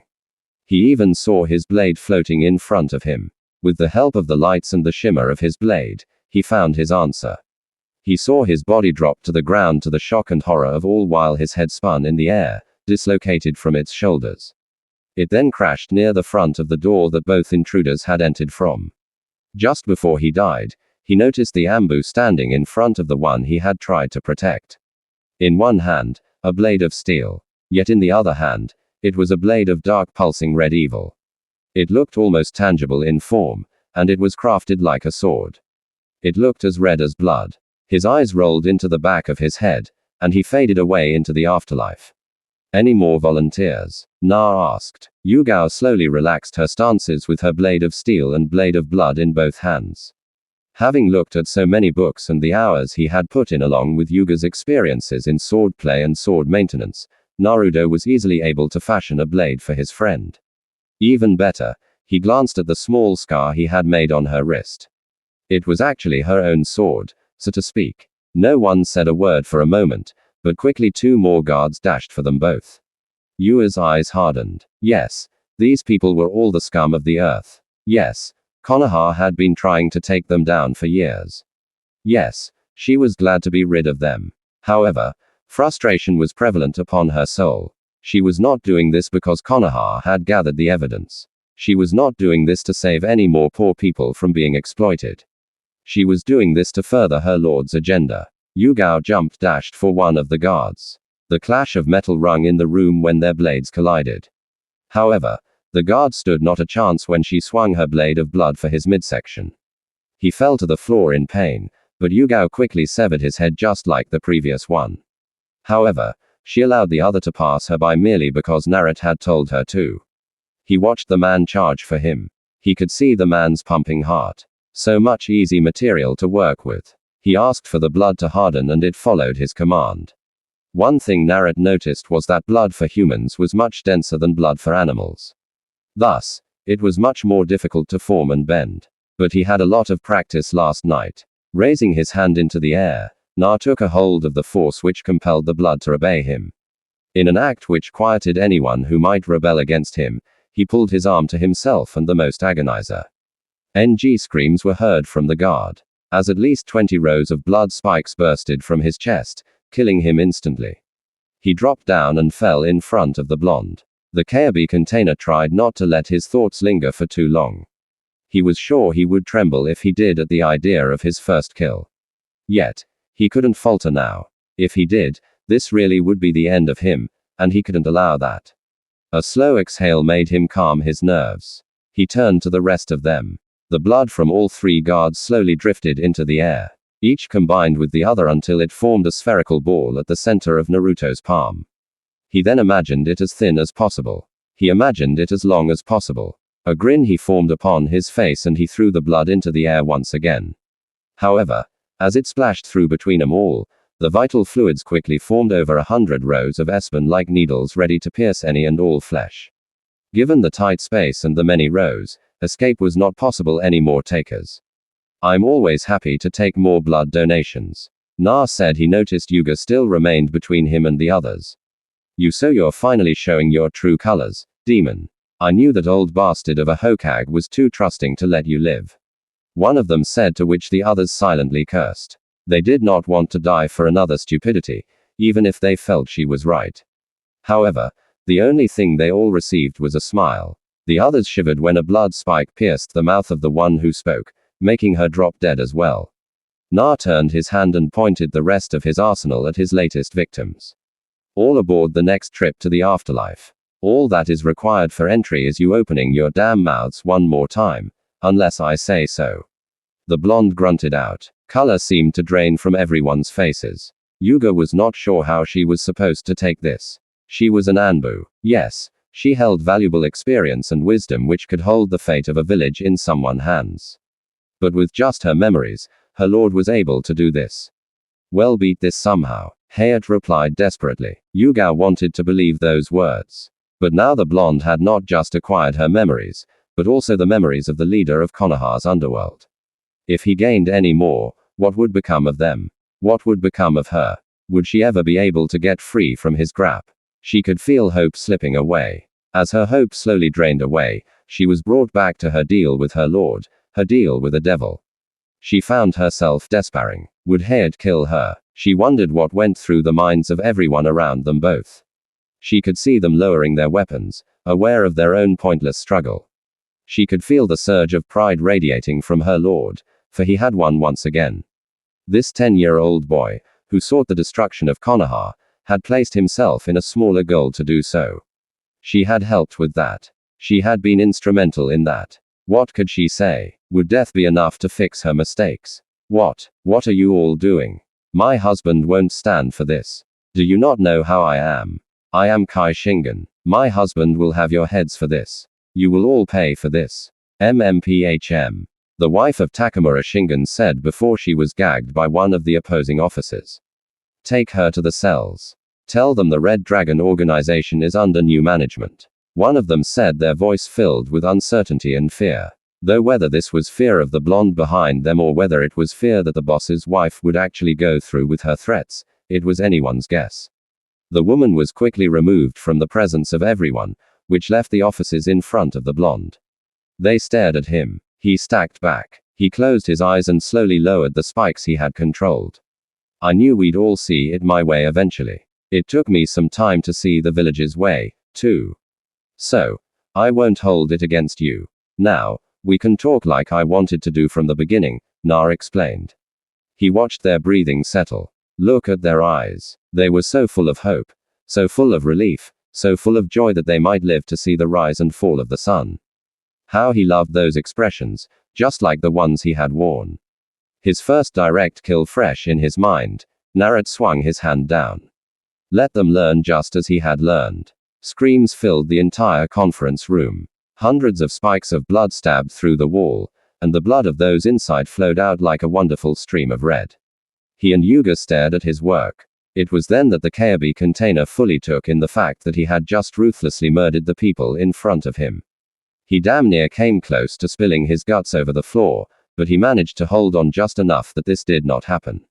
I'm going to have nightmares about this. I just know it, Na thought. The blonde held out his hand, and he watched the blood upon the floor, the walls, and the table swirl into his hands before it was absorbed into his body.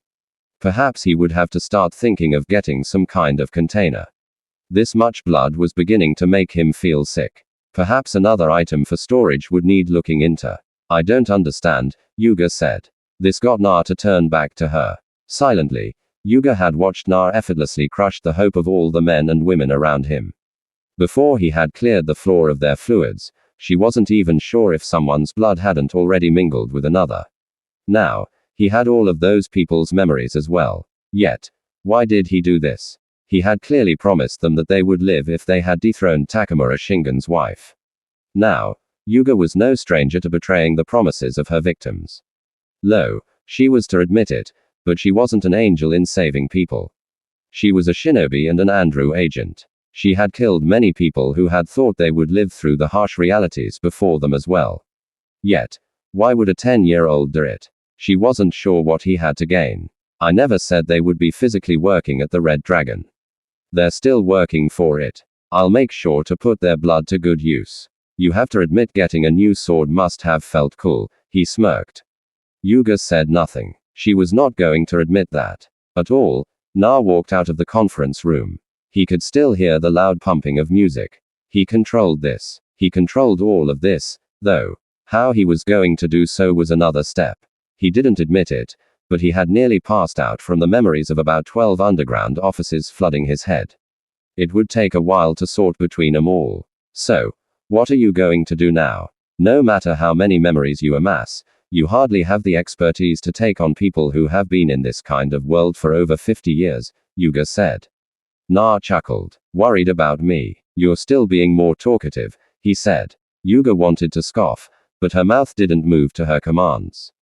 Her silence gave the blonde what he needed. It was too easy to tease the Ambu sometimes. For the past 5 hours, Na worked himself on finding himself familiar with the Red Dragon.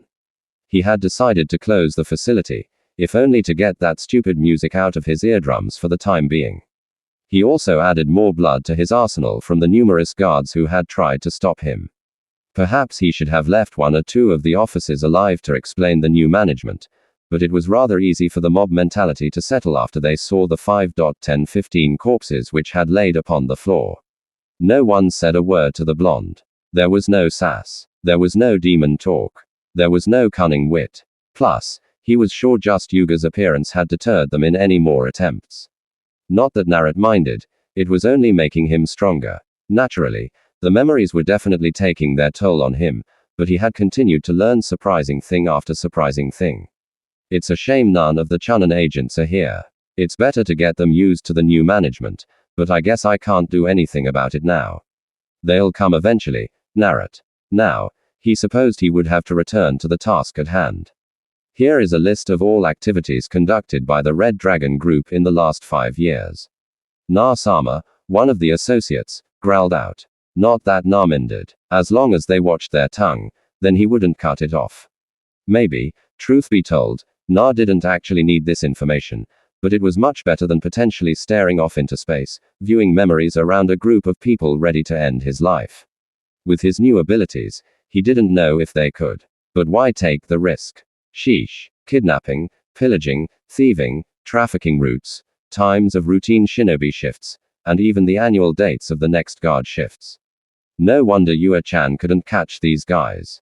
It's like they always knew it would be coming, he said to himself. He leaned back against a chair and he watched the cleaning services perform the duty over the establishment. Also, don't mistake Naruto. Reading over these notes was mind-numbingly boring. He'd almost rather study the garbage the academy taught than try to make heads or even tails of this nonsense. Granted, the memories helped, but this was going to be a sleepless night unless he got somebody to do this for him. Or at least until he got too bored. He raised an eyebrow when Yugao appeared next to him. The last shipment went out about 2 weeks ago. I don't foresee you getting 'em back, bearing outside interference, Yugao commented, not by her own choice, but by one of his orders. She watched him take a breath and place the papers down. He then stretched his back and stood to his feet. Well, whatever. I wasn't really expecting an entire dungeon of kidnapped people. Besides, that's not my original goal, Na said. Yuga raised an eyebrow. This hadn't been his original goal. What was it supposed to be then? This couldn't have just been some little side project. It was much too dangerous. Yua blinked. What was the point then, my lord? She nearly growled out. She had hoped he had not caused her to take more Konoha lives just in the interest of another seemingly meaningless joke. She stiffened when she saw his smile. Tisk, he could read your thoughts, Yuga. She really had to remember that before making random thoughts. Naruto-sama, it is true that our batch for this week has set sail, but we still have those of the premium selection. Former boss Shingen-sama always took note of them before sending them out at the end of the month. You can take stock of that, a man said as he swept the floor. Naruto rose an eyebrow. Yeah, that might have been known to him if he had scanned Shingen's memories more closely. Plus, he noticed he was losing concentration. He should have been able to hear those hearts and the flow of blood coming from within the walls. Then again, upon closer inspection, he noticed these hearts were not as sustained as those he could hear from the outside. Plus, the blood flow was much slower. I guess not even premium purchases get premium treatment. He mumbled beneath his breath. Good, I'll be gone for a minute. You're all smart men, so don't do anything stupid. He remarked and disappeared down the hall with the Ambu in tow. No one said anything, but they breathed a sigh of relief. Another one quickly cursed. Go get Cone and Santa here as soon as possible. We can't have the Keilu controlling this organization for our fallen comrades. We will make him pay. In memory of Shingen-sama, we also have to get Madam out of the cells. This brat is going to learn not to mess with us, one said, and the others agreed. They firmly nodded. Once they did, they went back to cleaning. One growled when he swatted at a small rat, which went scurrying back to its hole. Once it was safe, its red eyes gleamed in the darkness before turning around and going deeper inside. Meanwhile, Naruto and Yuga entered Shingen's office room. The latter pushed the desk out of the way and pulled out a red carpet which laid underneath. There is a mystery reference here, but that's beneath me, Na remarked. Yugao closed her eyes. Oh god, please not puns. She almost liked him better when he was the angsty brat. She didn't need those now. Both discovered a ladder which cut itself off from the main facility. They jumped down and landed in the center of a much more elegant hallway lined with red carpet, golden lampposts, and wall-lit candles. Na turned to Yuga. Really, you guys couldn't pin a guy like this? He asked. She scowled. She really didn't want to think about it. She just walked behind him when he started walking. It didn't take them long to start hearing quiet sobs. Truth be told, Na had something else in mind with these people. He watched them chained to walls. They shied away from the light, no doubt, because their eyes had been accustomed to a growing darkness. He could see some of them held bruises on their bodies, whether to be made an example of or just from some pure sadistic tendencies of the caretakers. From Shingen's memories, Na could tell the man had given clients trial runs on the men and women present. Na decided not to delve into the more graphic details. He doubted even he would have been ready for that, but he held his own purposes as well. He kept walking and so did Yuga. Civilian, Jonin, Chunin, Genin, people of almost every nation were present. Each was identified by a little stone marker designating what village they were taken from. They stared at him, most notably those from Konoha widened their eyes when they saw him. He paid some of them no mind, but he found two hearts pounding amongst the others. His eyes glowed with fierce obsession. Incredibly strong blood and life force was within this place. If he could sample this blood, he had a feeling his abilities would increase in strength. He would have to spar with Yuga to put this theory to the test. Yes, more people to corrupt, more people to bend. He and Yuga appeared near the very back of the hallway. Wrapped in chains had been two names, which made him smirk rather evilly. Yugao quickly noticed that both of these names should have been impossible. Yet though her mind raced with thoughts of scenarios, her body was strangely calm. Ha, Na said as he quickly started clapping. The redness of his eyes glowed so well that both stared into them with unwashed despair. I take it back. If there was one thing I had to thank Konoha for, then I'd be handing these two to me. Dad Bio, forget Mizuki trademark, I'm changing the plan. Anu NC Han, get me my notepad. I have things to write down, Naruto said. Yugao did not like this. She truly did not like this, but her feet moved according to his orders. Please, Hokage-sama, please, anyone, stop this. Please stop Usuzuaki Naruto. As she walked, she could still feel his glee. She could feel him bend down on one knee and usher his hand to one of them inside the cage. The purple-haired Anbu, though a distance away, could hear the chains rattle, as if accepting his dark salvation of freedom, as if banishing all hope, just as he. So guys, what do you think about this Naruto story? Tell me your opinion in the comments. And if you want more Naruto what if stories, make sure to subscribe to Universe of Naruto. Thanks for watching.